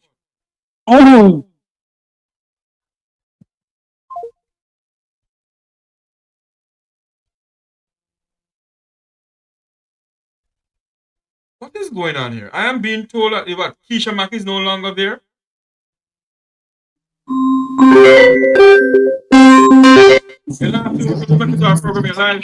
Yes, hello. Good afternoon, Jeffrey. Hey, my friend, how are you doing? I'm chilling. Good afternoon, Edward. Hey, Jeffrey. Edward, let me tell you something. The police is not working in Jamaica. Because let me tell you, just not adding a signature or just not signing off for something, it's a criminal offense. It's criminality. And these things are purposely done. So when we have like Errol Clark, wife, who is an ex-convict, a deportee, and she's sitting on a board, who's been charged with cocaine possession, and nobody seems it unfit for her to sit there. It's full time now, Jeffrey. We stop up these conversations where somebody forget to sign off on something, somebody forget to put a signature, and nothing is done. The police force is not working. And once it look like this, Jeffrey, we don't got to ask. It is corruption. Because you want to get to your own business like this. So you can't forget the public business. And what we're not realizing is that the same thing that is happening is playing over and over again because nobody is held accountable.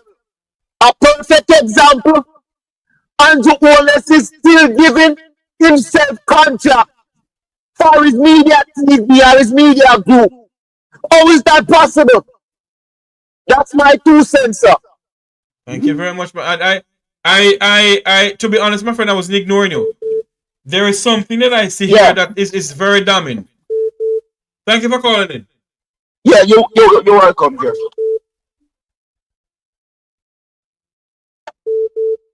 Good afternoon. Welcome to our program. You're live.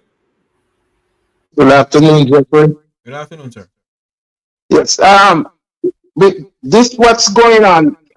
Can the Integrity Commission cannot investigate it? I don't know. They can, you know, but I don't know if they're doing it. That's a problem. They can, but I don't know if they're doing it. This man. I don't know if they're doing it. This is a disgrace. Father, help me, dear God. So how comes the favorite Jamaican radio station doesn't know about this? I tell you something, you know. I heard the opposition leader said something the other day when he was in the United States, and everybody take him for it and start quarreling with him. Yeah. the Jamaican media houses are majority of them are sold out, And sometimes when the journalists go to the owners for the media houses are the editors. And they say, look here, I have a story on Montego being Metro. And when the auditor or whatever they call it, the person who's in charge of them go through it. So no, stand down. No, we can't run that. Oh, this is crazy, man. We are here working our butt off to take care of our family back home in Jamaica, and all our money going down the drain. And the people in Jamaica, so all I can hear from other people on my platform is, Jeffrey, they're afraid.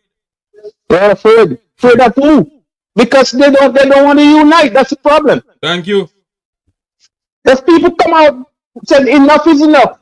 Get out there, get out the lazy butt, because they're depending on handouts. You know? I'm hearing it, sir. It's crazy, man. It's more than crazy, but it's sick. It's sick, man, to see what's going on in our country. What do you think are going to happen to the election, sir? I'm not there. I'm living here in America, so I only hope and pray that the people go out and vote for the People's National Party. Nearer, my God, to thee. Nearer, my God, to thee. May God have mercy upon us. I only hope and pray that the people go out and vote, because there's a lot of money spending right now.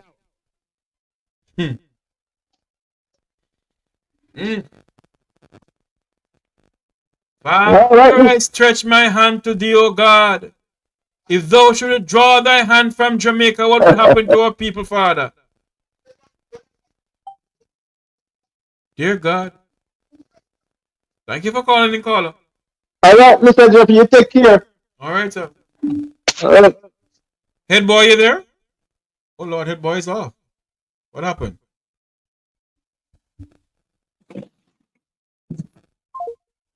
The number to call is 954-529-8030. 954-529-8030. That's the number to call into the program. Wow.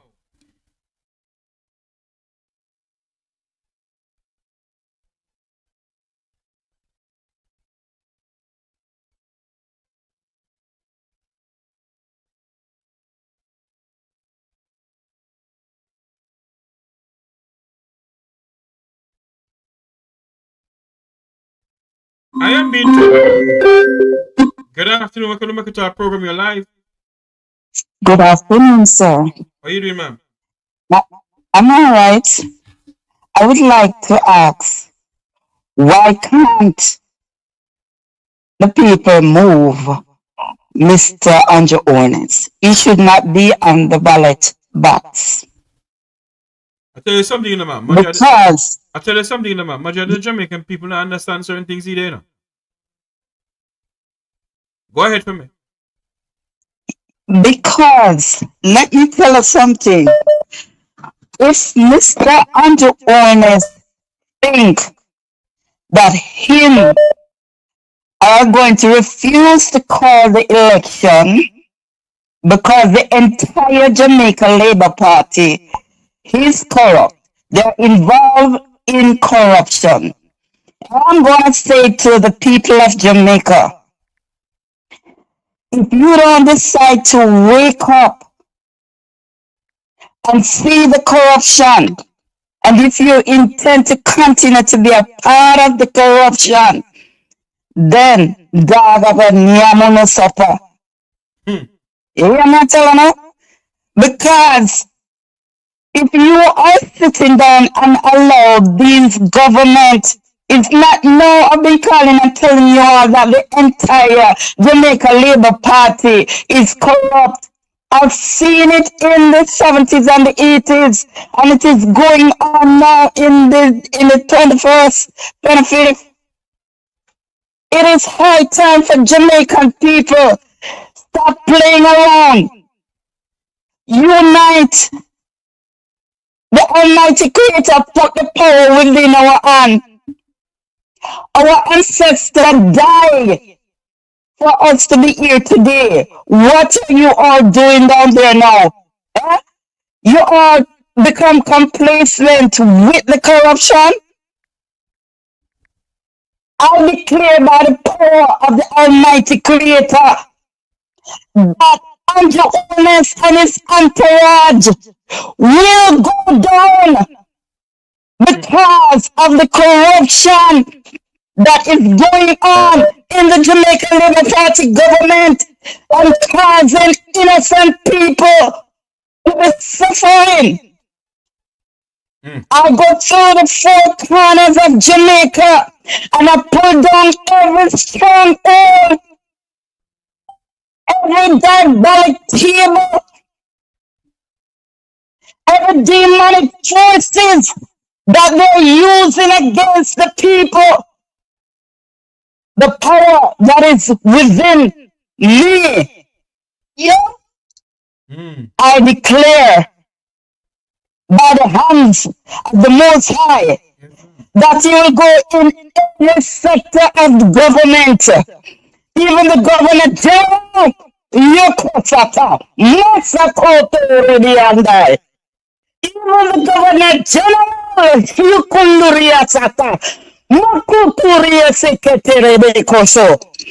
Mighty God, Hekorabo Sikiria, Kuria Sakandarabaku, Sikete Komasa, Rikondo Rabasikirie.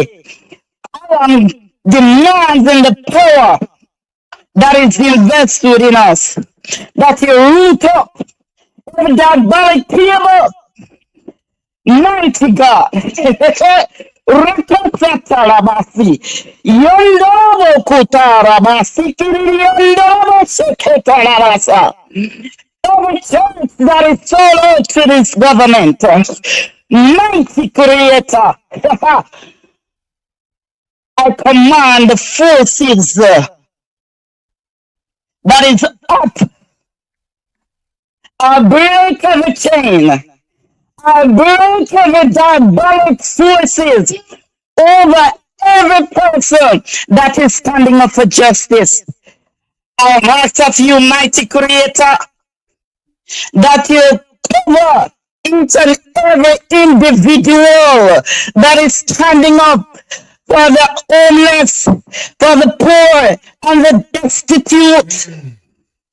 I declare the powers of the Most High that justice will serve because we are in the time of might act. It is time for justice. It is time for righteousness. And it is time for peace. I know demons out of hell will subdue. Thank you. No demon out of hell will subdue. And I thank you so much, Mr. Jeffrey. I ask that the ultimate creator cover you and your family. Thank you. And shabak you in a mighty and powerful way. And I declare that when Mr. Golin and whoever take over, that they will stand up for justice. They will stand up for truth. Because it's for too long now. The time has come. I declare the power over our youth and even the security forces. Yes, ma'am. I go through every crevice and corner of the security forces and I pull down every stronghold that is in high and low places, and every person that submit themselves to do service unto the people and are destroying by the power of the Most High. Right. Thank you so much. You're welcome, ma'am. Thanks much. Let me call back those who are calling us. Let me call back the person who was calling us. There's some people who are calling. Good afternoon. Welcome to the program. Returning your call. Yes, sir, Jeffrey. Yes, sir. A couple things come to mind, right? Yes, sir. You said this lady is a pastor of a church, Keisha Mack. Yes, she's a pastor of a church in St. Anna, I was told. And the last time I heard Wilmington said he's going to keep a big gospel concert before the general election. Right? So now, we already said the church has sell out and all of these things, but we know there's people who stand up and believe in Christ more than those who are against representing for the devil. I don't think the body of Christ is sold out, I think the individuals are sold out. That is what I'm saying. That is what I'm saying. So the church really need to put a stop.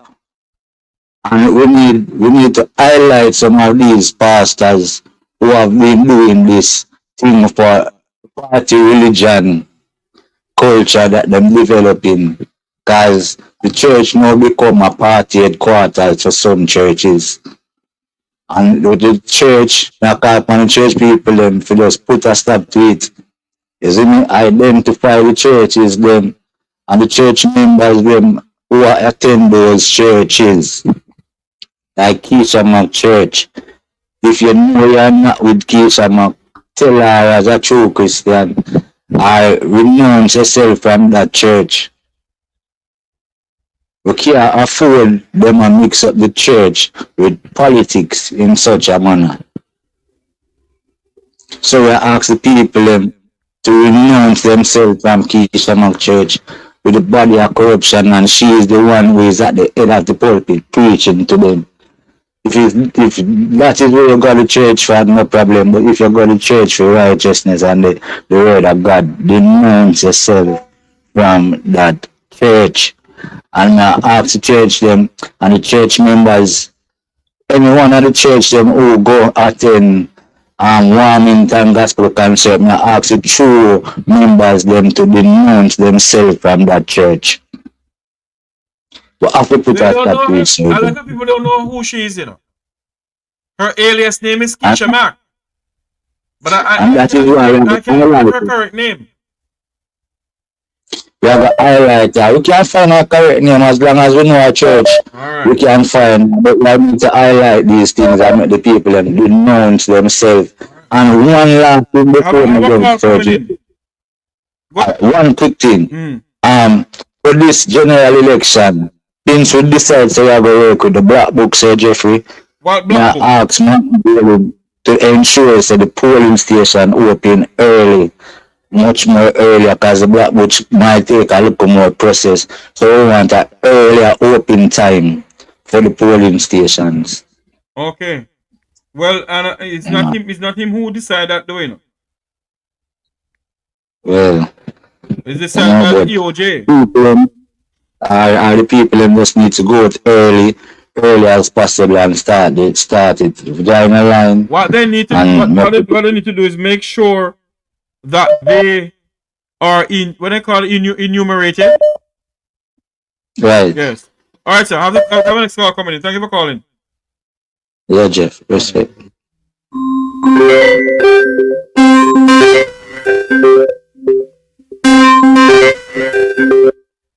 I don't think you want to talk on air though. I'm live on air.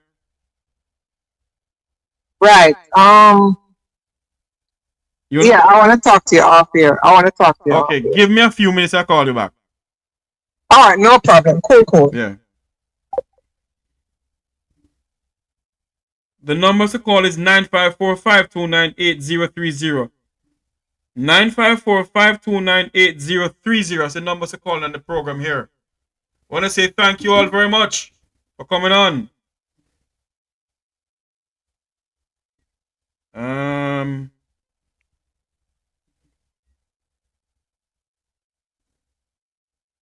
954-529-8030. That's the number to call. Listen, there is some more stuff in this report here that it has to be done another day. There's a whole lot of things in this report. A whole lot of things that has to be done another day. When I look on this report here, the bus drivers were issued bus ticket by the storeroom clerk to be sold to passengers. And it went on and it got on. You can see where money went missing. Lord have his mercy, dear God in heaven. Good afternoon. Welcome to our program. You're live. Jeffrey, good afternoon, sir. How are you doing, sir? I'm good. Can you reproduce some of Mark Bailey's highlights for the speech yesterday? Yeah, I can do that. Why? Why you want to be done? Because there's a lot in that speech for the working poor of Jamaica, you know, sir. Indeed. I think we need to reiterate those starting points that Mark Bailey mentioned yesterday. Yes, yes. Yeah. A lot of things for the working poor in that speech Mark Bailey delivered yesterday. And Jeffrey, let me tell you something. I hear Ed Boy talk about the deficiency in the media presentation from the PNP side. Let me tell you something, Jeffrey. I know you're a humble man still, but you are doing a tremendous job. Yeah? And you keep it up. You're generating one of the hottest talking programs in the and throughout the day right now. Yeah, you're giving mainstream media a run. It's only a pity your program is not monetized. But I'm telling you, you're doing a tremendous job. And keep it up. All right, my friend. Thanks. And big up yourself. And respect. Yeah, man. All the best. Good. Welcome back, Head Boy. Thank you. I am sitting here. Head Boy, you know, said this report have a whole lot of things in it. Did you see the part where they talk about the staff and whatever and bus drivers getting tickets and all kind of something? Yes. I'm telling you, this report can't be done in one day. If not, we'll be here.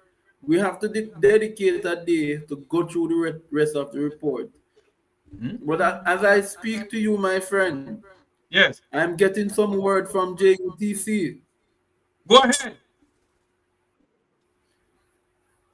That the same practices that we have detected at Metro, that an internal report was done around the same time at JUTC. And they have detected the same issues. What the hell is going on here? And it's not done there. The fuel that is being siphoned from the JUTC, a particular gas company in Jamaica, a particular gas operator in Kingston is involved. So hold on there. So when they talk about fuel being missing from JUTC depot, nothing about sir. I can't go one place. It to their friend. Hold on a minute, back. Head boy, it look like our friend calling here social labor right. Hold on a minute. Good afternoon. Hello. Yes, turn everything in the background. I like to talk. Hello? Hello? Jeffrey. Hello? Talk to me now, man. Let him call back. Can I tweak you off here? Yes, head boy, take it away. Yeah. So I'm saying that there is some serious corruption happening at both entities, because the information I got early on, that what is happening at JUTC is similar to what we are now discussing about the Metro. Yes? It is similar. It is not surprising, though. It is not surprising.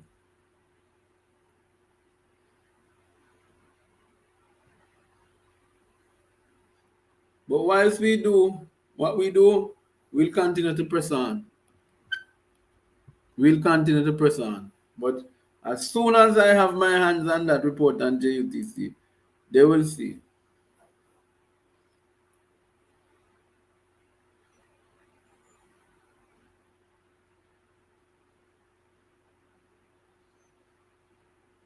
But as we continue to look, I want us to realize that this level of corruption can be way more widespread than we think.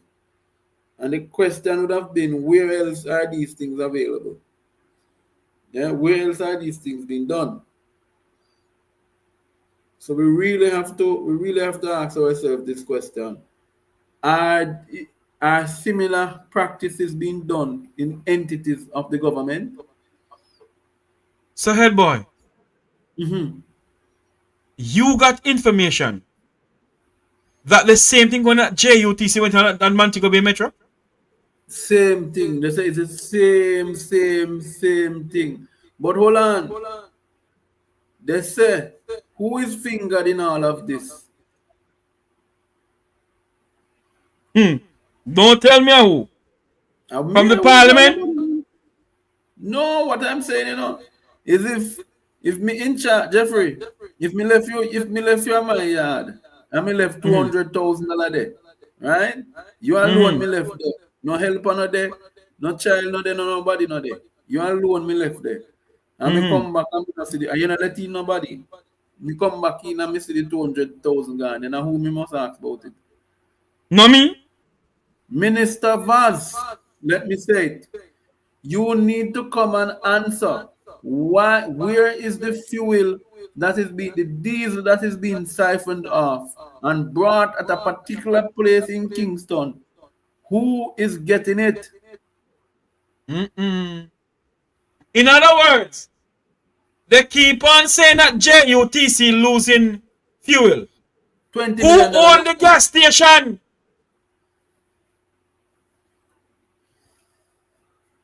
Jeffrey, behave yourself.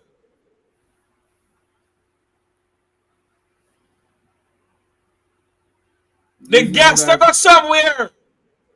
In the corporate area. And a former police officer know about it too. But he should not be anywhere near any public board. He was dismissed from the police force because he and schoolboy Richie were involved in thieving a car ring. That is what the report said.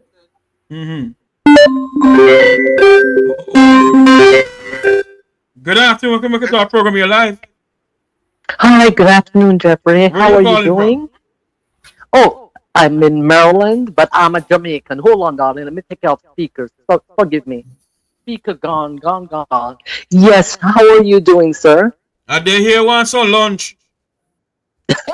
Me too. Anyway, quick call. No, yesterday tears of joy came to my eyes. Mr. Golden, somebody bring us some birthday gift? No, you could say that Mr. Golding's speech yesterday. I'm like, there is hope. Oh, Lord, Mr. Golden, make you have motivation and cold bombs. Go ahead. Don't let me start crying again. There is hope for my country because I sit over here sometimes and I listen to you, Ratigan, and I forgot the other one that you introduced me to, I should say. But I'm telling you, no, I have to say this. My people, I understand within a garden, really, I don't have a problem with that. Okay, but think about some of us we don't walk that route, but we still love people and we still love our country. But I'm telling you, you see, that's what divides us. Somebody wrote it on your whatever yesterday, right? That, let me tell you something. You see, religion and politics, that's what divides us. And we need to check ourselves, to each his own, but we need to check ourselves sometimes. Listen, my country is my country. And God, as a matter of fact, is that in Luke, I'm trying to remember, Luke chapter 17, the kingdom of God dwells within you and all around you. So guess what? God's power inside of you. Use it properly. Use your conscience. Anyway, let me not go off on a tirade, but I'm telling you, I am just thankful, Mr. Golden, and bless him. And bless you guys also. Right, thank you so much, okay? Thanks for educating me. You're welcome, ma'am. Have a good day. You too, darling. Bye-bye. Okay, bye-bye. Oh, Lord. She said Mr. Golden gave her a cold bomb. Well, Mr. Gold, when he speaks, he gave her, GG, Golden gave gold bomb too.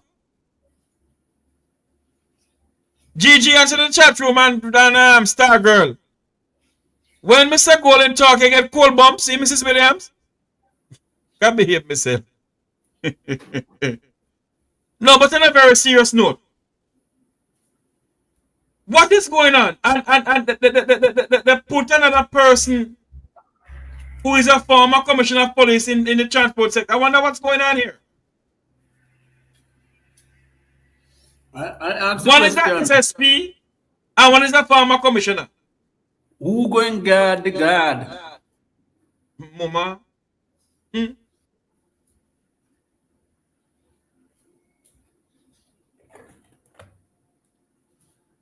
What is going on? 9545298030.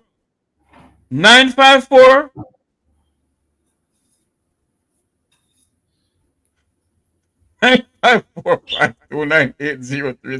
Somebody sent me a message a while ago. Head boys. Let me say. Jeffrey, why can't you behave yourself and stop saying about sexy Terry? 945298030. Yes, there's a certain petroleum place that JUTC gas going to. Minister Darrell Vaz, you need to tell the Jamaican people what is going on at JUTC and Montego Bay Metro. Why the Jamaican taxpayers have been pumping billions in a JUTC when some people living fat over the cat?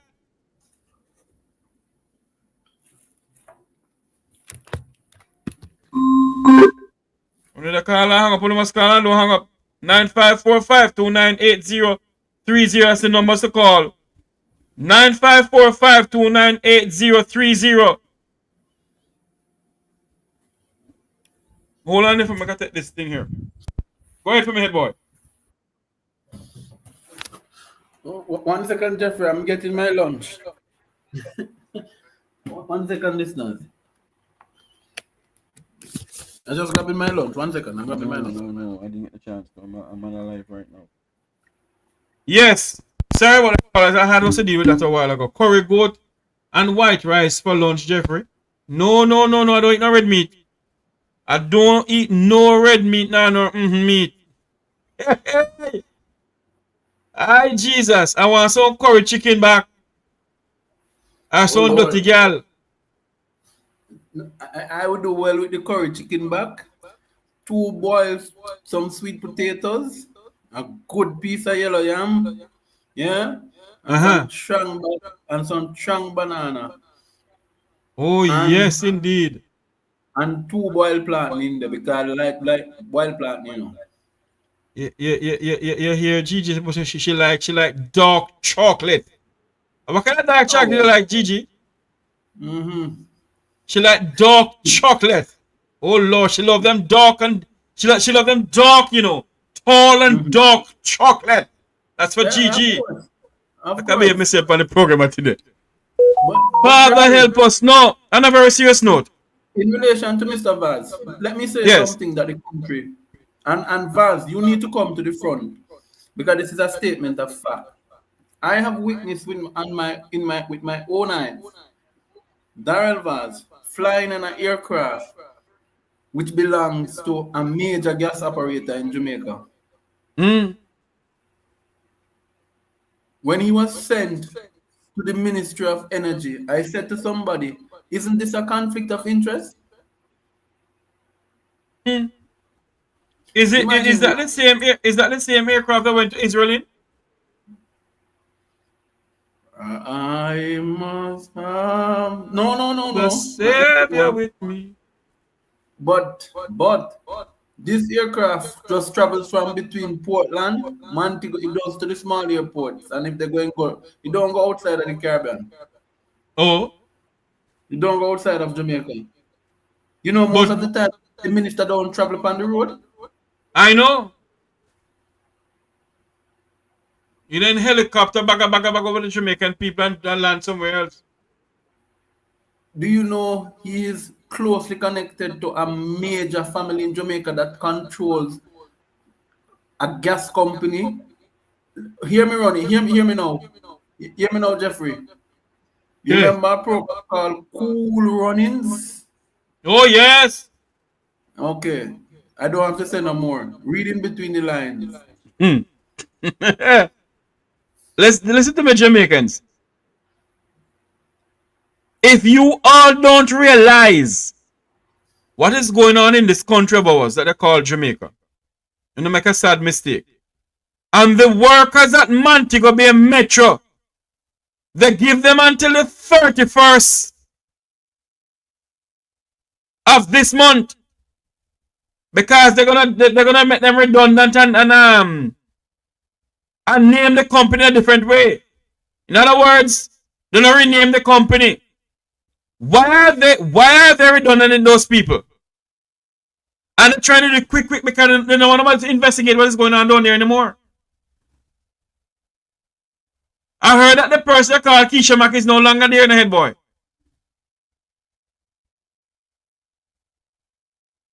Like true, I don't know. I'm being told that Her Excellency Keisha Mack is no longer there. Like true, I don't know. How comes? That's another thing, and I know I can't hear why. But she's still there to me. I believe she's still there. Let me look at something here. Because I believe Keisha is still there, but because the fire there most tail than think a cool breeze, yeah. And if you live in a glass house, don't throw stone. And if you can't take blow, brother, me say not throw stone. She left. She would have become manager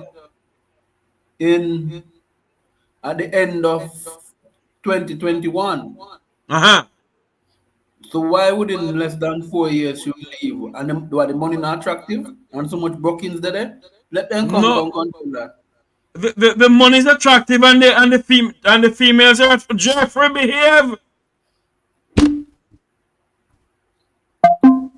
The money is attractive to Keisha and the females are Jeffrey behave. As if you live in a glass house, don't throw stone. And if you can't take blow, brother, me say no throw stone. You hear me sing that song all the while, you know.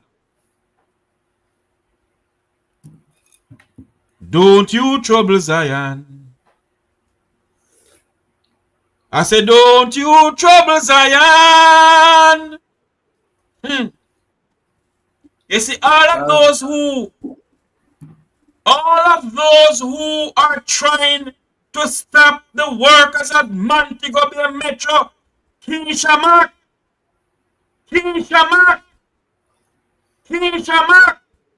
Hi. There's a God that sit high and look low. You keep on trouble poor people. You see the level of corruption going on between JUTC and Montego Bay Metro. And I know you hear nothing from the hierarchy of the Jamaica Labour Party. You don't hear idiot, I mean. Good afternoon. Welcome to the METROY program. You're live. Hi. Good afternoon, Jeffrey. I'm turning down my TV. Please turn it on, ma'am. Please turn it on. Come back with talk. I did turn it down. Talk up the things, ma'am. Go ahead. Yes, I am applauding you and Head Boy and Conrad and all the other people who are speaking the truth to power to the Jamaican people. But here is this. Please do not elevate that idiot girl. I don't even call her a woman. I don't know who she is. The one who has the church in St. Anne. Please do not elevate her anymore. I'm not elevating her, ma'am. Hold on for me, ma'am. Hold on. When I elevate her, yes, sir. There are some things inside of here that her name is on. Okay. Some nastiness that go on. Well, I understand what you're saying, but do not even... You could find another name to call her and don't even... well, that's not her name anyway. Somebody has to hide them profile on Facebook and put up that of their God in their profile picture. That girl look like, or whatever she is, look like somebody cut out piece of her brain. And the reason why I call is because I listened to Mr. Julian Robinson's budget speech last week, Thursday. That man is so eloquent, at ease. His diction is so good, and he spoke so well about what he wants to do for Jamaicans. Have you heard about a judge called Judge Robinson? I don't remember. That's Judge Robinson's son. Okay. So, Mr. Golden came on yesterday, and everybody is praising him. Because you guys were talking about her on Facebook, so I went down there and I looked. Mm-hmm. And the things that this idiot has been saying about Mark Golden, Julian Robinson, and the rest of the People's National Party. And if you scroll go down some more, you see when I have me, Rattigan, and some other people, the name of Chicago. So I went to her inbox and I said to her, "You better stop it. Me can't stop. I'm sorry. Call my name one more time." She is. I am a woman, and I'm gonna say she is like one of them mongrel dogs who then cut out piece of our brain and left her for stranded on the street, and she don't have no use to society no more. So anybody she come across that she don't like, she gonna put them down for her brogad. For somebody who give her a bone. Because if you look into this man's administration, it's only people who in there who can kick back and help him get when you get a job. And this has been going on in Jamaica for a long time. I remember people will give you a job down there and they will put in, say you work 4 weeks when you only work 2. So when the pay comes, you give them back 2 weeks pay. So this is what been going on, and the whole of them is a bag of old crabs, and they don't know intelligence. Listen to Mr. Mark Golding talking yesterday, and this girl is going to say, Mark is talking all this crap. Where to get it from? Because you guys going to clean out the kitty before he gets there. So that's why you're wondering. But I hope he puts all of them in jail from the head to the toe. You know, I tell you something, you have some people who go on social media and they talk some things, you see, with no go so. Because, I know. They don't have the base to do research and to have understanding. Whatever money is supposed to be leave in the kitty for the public of Jamaica, it do not belongs to the Jamaica Labour Party. It do not belong to the People's National Party. And one of the things that I take away from Mr. Golden's speech yesterday was this: that he wants to make it clear and he wants to make it known.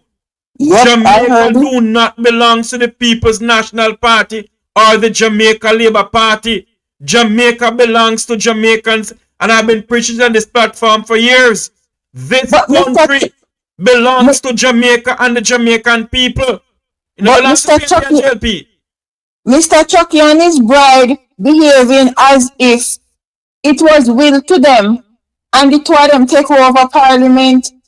She discipline anybody she want when she ready, and she has no respect for Jamaicans. And before I get off the phone, I want to come off because I need to let somebody else talk. But you know what was disgusting yesterday? I saw this guy Morgan and the so-called Minister of Health. If this man had any credibility in his eye, he would not sit down there in front of the whole world, because I guess he didn't realize he was on camera, grinning his nasty teeth when people in hospitals lying down on lounge chairs can't get a proper meal in the hospital to eat. One man was in some hospital, somebody posted a couple weeks ago, where the man has an issue with his back or something, and he needed a prescription for $90,000. And I don't know if that man is still around, because I didn't hear and I didn't do any follow-up.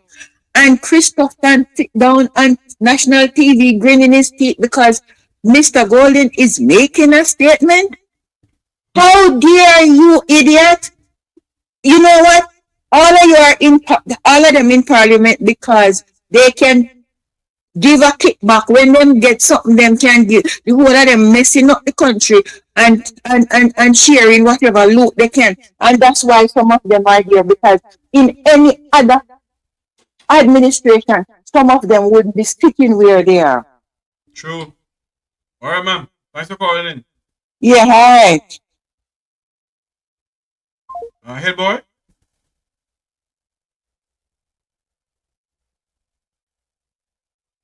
Head boy. 954-529-8030. 954-529-8030. You know, Petrojam is another issue, you know. Petrojam is another kettle of fish all by itself. The Petroleum Corporation of Jamaica. It's a different entity all by itself. Good afternoon. Welcome to our program. You're live. Yes, my brother. How is everything? I'm here looking and living, my brother. Yes, man. It's me again. You know, calling from Massachusetts, my brother. I'm telling you, I have to tell you, respect and love to all that you are doing and all the lovers them. But I'm telling you, my brother, I love you as a brother, but I'm going to say something. Trust me. You see what Andrew Owens has done to the Jamaican people? I'm telling you the truth. I don't think they should take it light. I don't believe that. What he has done to Jamaican people, it is more than heartbreaking. And what he has robbed from us, we are the one who put him there to take care of us. Mm-hmm. And to let us live above poverty. We go in there, and instead of he should do what we put in there to do, he do a different thing. And getting rich, enrich himself and sabotage us. Trust me, my brother, Jamaican people should go and tear down back his house. To be honest with you, just like what he's done to the people in Summertown. You know, hear one woman, you know, hear a lady say, she put up her house for mortgage, to get Andrew Holness legal fee. Yes. Yes. So how you expect people to tear down your house? That Well, let me say and that will something never to you. happen. That is only one. But let me tell you something. You need Andrew Holness. You need some serious Jamaican. You need to face some serious Jamaican man. Andrew Holness, what you have done to Jamaican people, you need to face some serious Jamaican man. That when you look in at the eye, you tremble like a leaf. That is the type of people you want to face. But Andrew Holness, let me tell you something. Don't think you and your family and your followers, they're going to be happy. Can't. As long as you're in Jamaica, you will never be happy. My brother, God bless. Hold on for me. Hold on for Yes, me. my brother. Be careful how you say that, you know. Mind it as a threat. No. Be listen. careful. Yeah. I'm going to say this to you, my brother. That is not a threat. Yeah, we know. A lot of people say it's not a threat, you know, because we know that. But a lot of people say it's a threat. So you be careful how you say certain things. Yeah. But God will never let him prosper for what he has done to Jamaican people. He's not going to prosper. God will never allow that. Trust me, my brother. And you better believe it. And he know that. He know that. But you know what happened? It's time now to laugh. Let him laugh, all the laugh what you want to laugh, and it's one of them. Let me ask you a question, You know? sir. Yes. I don't know if you had listened to the program from the beginning that we're speaking about Montego Bay Metro and the level of corruption between Montego Bay Metro and JUTC. No, I never hear that. Oh, okay. Yeah. All right then. Thanks Peace and love, my brother. God bless my brother. Yeah. Okay, bye-bye. You know, the Urban Jamaica state-owned bus company, JUTC. We have been pumped. I forgot how much money we pump into JUTC since the start of the year. Billions of dollars. And reports can be shown that money is unaccounted for in JUTC. You hear nothing from the minister? I wonder if he's going to say it in his budget presentation.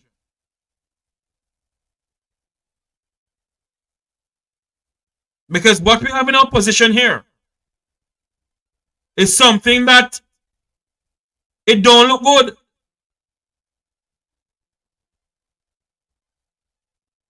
And they have the staff at ransom. The staff members at Montego Bay Metro.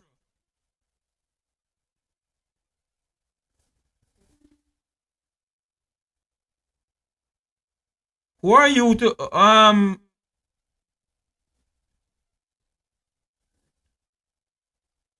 Or what? Where's your head? Boy, I didn't hear you. No, you're reading something, so I was wondering what you're reading. No. I saw somebody say something about some report. Anyway, we need to seriously continue speaking about this. The staff members at Montego Bay Metro are right now shaking in their boots if they're gonna lose their job. And the unions, like we not saying off on the business. The unions that is representing the Montego Bay Metro are gonna sell out. The unions that is representing Montego Bay Metro staff. Is he not gonna sell out to Montego Bay Metro?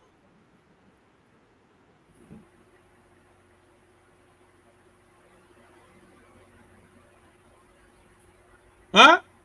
It look like it's gonna be one of you people who claim to represent poor people. And the packet is aligned with JUTC. If we're representing the poor people of this country when they come on to work, man, represent them. If we know someone involved in the corruption, represent the people them.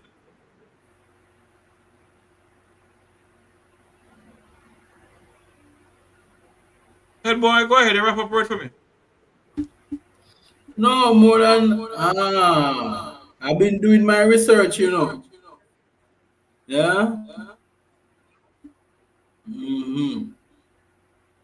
Hold on there for me again, head boy. Let me say this again. Ladies and gentle people on this platform, there is an item of news circulating on social media. It is not true. It was just sent to me a while ago again. Jamaica to become a US territory, not Nagoso.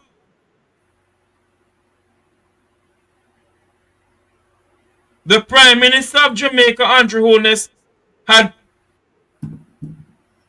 has told media that Jamaica is on the verge of becoming a US territory. Which media house did he speak to? You don't see the media house in this. You check every newspaper article in Jamaica, you don't see it. You check every newspaper article in the United States, you don't see it. You don't see it on CNN, you don't see it nowhere. People stop taking up false news and spread it around. It's annoying and it don't look good. That will never happen. Jamaica has a constitution by itself, for itself. and the Constitution reigns supreme. The United States did not say they're going to take over Jamaica. Not gossip people. The Jamaican Constitution reigns supreme. And it's full time we must have some understanding. I keep on telling you, go and get a copy of the Jamaican Constitution and read it. I'll make somebody read it for you.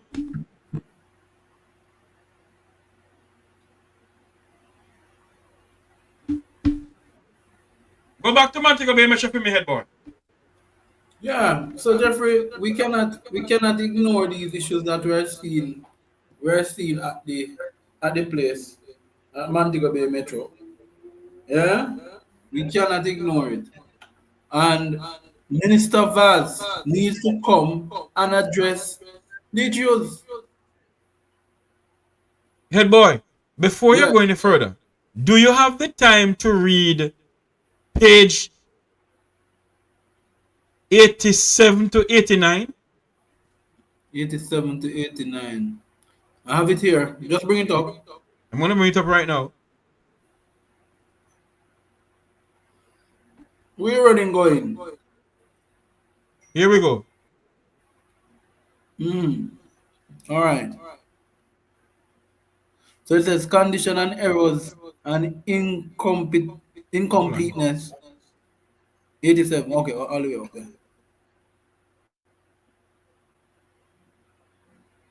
No, that's 85. That's 86. So this is something about root cause. Yeah, that's what I'm going to go by. Okay, start from 80. This is 87. Right. Yeah. Right. A total of 66 deposit slips for the period February to March 2023 were reviewed, and 22 or 33% were found to have been signed by only one individual. This is contrary to the established internal control procedures that mandate dual signatures for all deposit transactions. So we read that. So this is 2.71. We read it in the so this is the actual breakdown now of what happened. Yeah. Right. Let's show in March it was supposed to be 106,400, right? And the numbers go on and on. The root cause. So that's the daily amount that comes to them, Yeah. Then continue down. The daily amount that comes to them from the buses or what? That's for the buses. In 1 day is only that coming? Yeah. Oh. Let's go to 80. This is what? This is 87 now. Same 87, the same thing going So now. the same, it's growing. So the total is 2.6. But this criteria, the organization internal control policies require that all deposits be signed by two authorized persons before submission to the bank. Inadequate management oversight has allowed the high levels of non-adherence to establish controls. Implications. This is the important point. Control designed to ensure accuracy and integrity of the cash receipt and deposit process, as well as to manage and maintain segregation of duties per best practice may be compromised. The absence of the second signature or deposit slips together with the absence of the timely bank reconciliation make it unlikely that material errors, misstatements, and misappropriation will be detected on a timely basis. So they know what they're doing. Yes. They now ensure that they follow the protocol, because then they can tell you, oh, it was a mistake. Well, we should have done that with it. They well know what they're doing. This is what the exact thing is saying. It's recommended that it's recommended that the management implement an effective system of review and ensure that the existing controls are consistently adhered to. Management response, dual custody lodgement process have been implemented.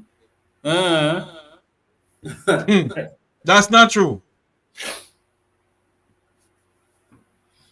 The effectiveness of management. Go back up, Jeffrey. Yeah, right there. The effectiveness of management actions will be assessed as follow at the follow up or at the follow up. Okay. Let's go to this one now. So the lodgement slips for the period were perused and the following issues were identified. This also it said the root collection of November 8, 2023 was lodged and found to be 14,000 short of its daily collection. Although lodgements were seen being done on the 10th and the 13th of November, which provided early opportunities to lodge the outstanding shortage. The outstanding balance was lodged on the 17th. Huh. You realize what this is? On November 17th. So on this 8th, the funds were lodged and found to be 14,000 short than what would be the normal amount they collect. Yes? Then although lodgements were seen being done on the 10th and the 13th of November, which provided an early opportunity to lodge the outstanding shortage. It was the outstanding balance was lodged on the 17th. The same day when they transfer the money. Yes. So them take it from wherever them send it and put it back there to cover the. So somebody's covering their tracks. Yes. But they're not covering the tracks properly. No, well, when you're thief, you're not smart all the time, you know. It's more better to be honest than it is to be And I wonder why if Keisha Mack really leave, I wonder why she left. I don't believe she left. I believe she's still there. I'm gonna make a call. Please do. She didn't leave. I mean, if she leave, it is that she leave because she couldn't manage the situations anymore, and because I'm told that she might be a preacher, so maybe the spirit. Yes, and she loved to speak in unknown whatever and say who stole the Honda, or my associate who stole the Honda. Oh yeah, feel up. Yeah. Kamiaki Gwalin market not a what he was said. And I come feel up. I wanna come feel up. Where the woman bring. Aye. Here we go. Head boy, we have about 2 minutes leave. Yes, sir. Let's talk about this and then we wrap up. Definitely. Here we go. I don't believe she got. No. Them fire.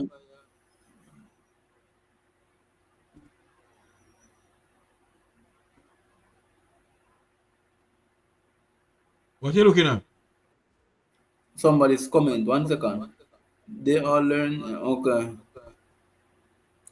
Somebody's saying, Jeffrey, are the same group of people in Petrojam. This Minister of Transport. Check it out. Oh Lord have mercy. Because I am being told that there's a lady from No, go ahead. I am being told there's a lady from JUTC who is sending people down to Montego Bay Metro to train drivers, and the GM don't know about it. There's a new man. Oh, you know, so she may left there for true because there's a man down there who's a GM now.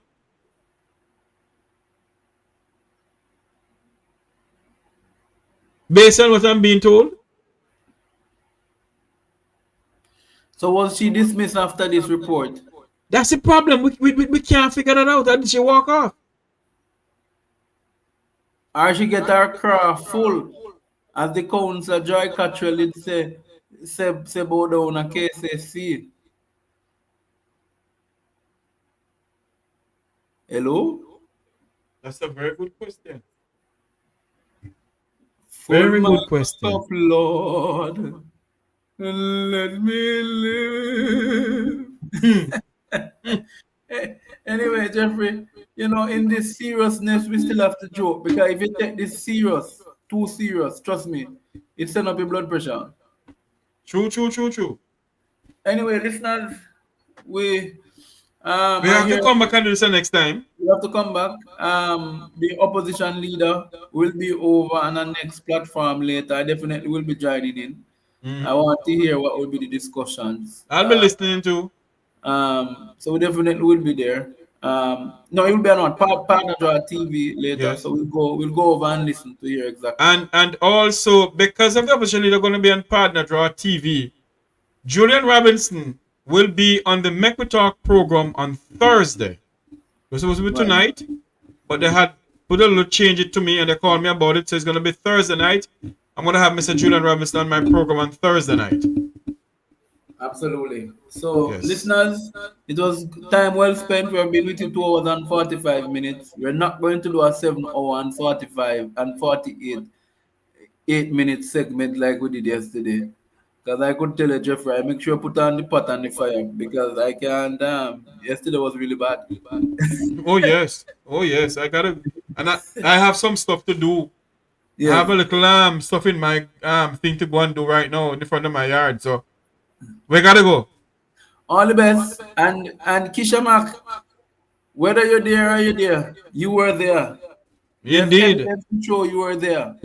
And we haven't gone through Keisha Mac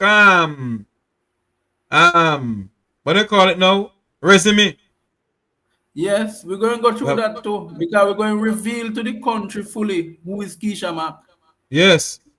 And the only place you can get that revelation from is right here in the Make We Talk program. No other program.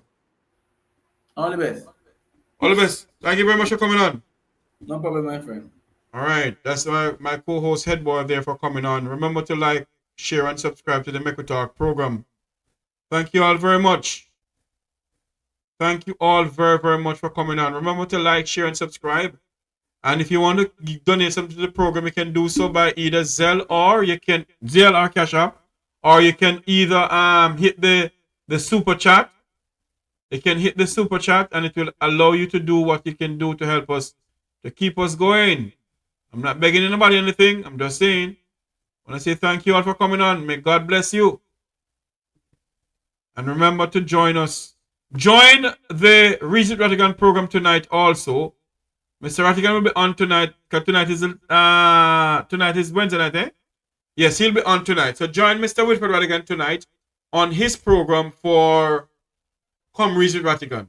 Until you hear my voice again, may God bless you, and may God bless our island home. Good afternoon, welcome back to our program in live. May God bless you. Hello? May God bless you, island home. Hello? Calling from heaven. Why on earth these people not call and listen to the thing in the background? That make any sense? It don't make any sense to call the program. You're listening to your TV in the background. It don't make any sense. Listen to me.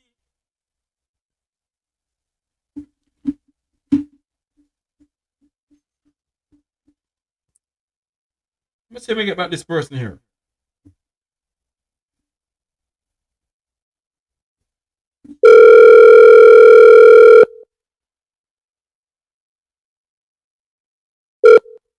Hello? Yes, sir. You're calling the program? Hello?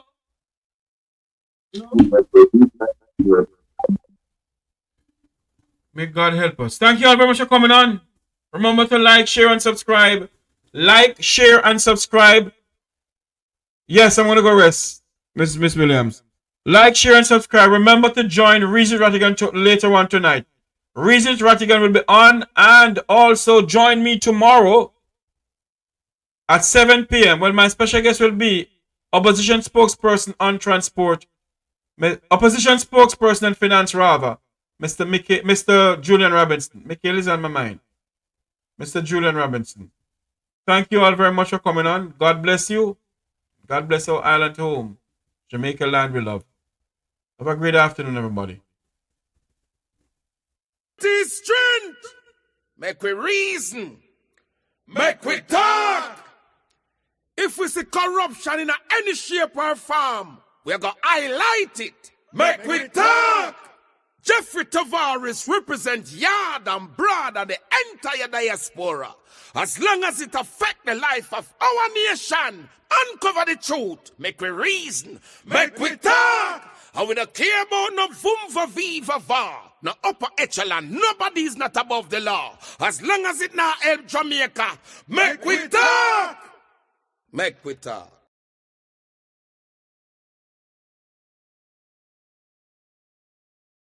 When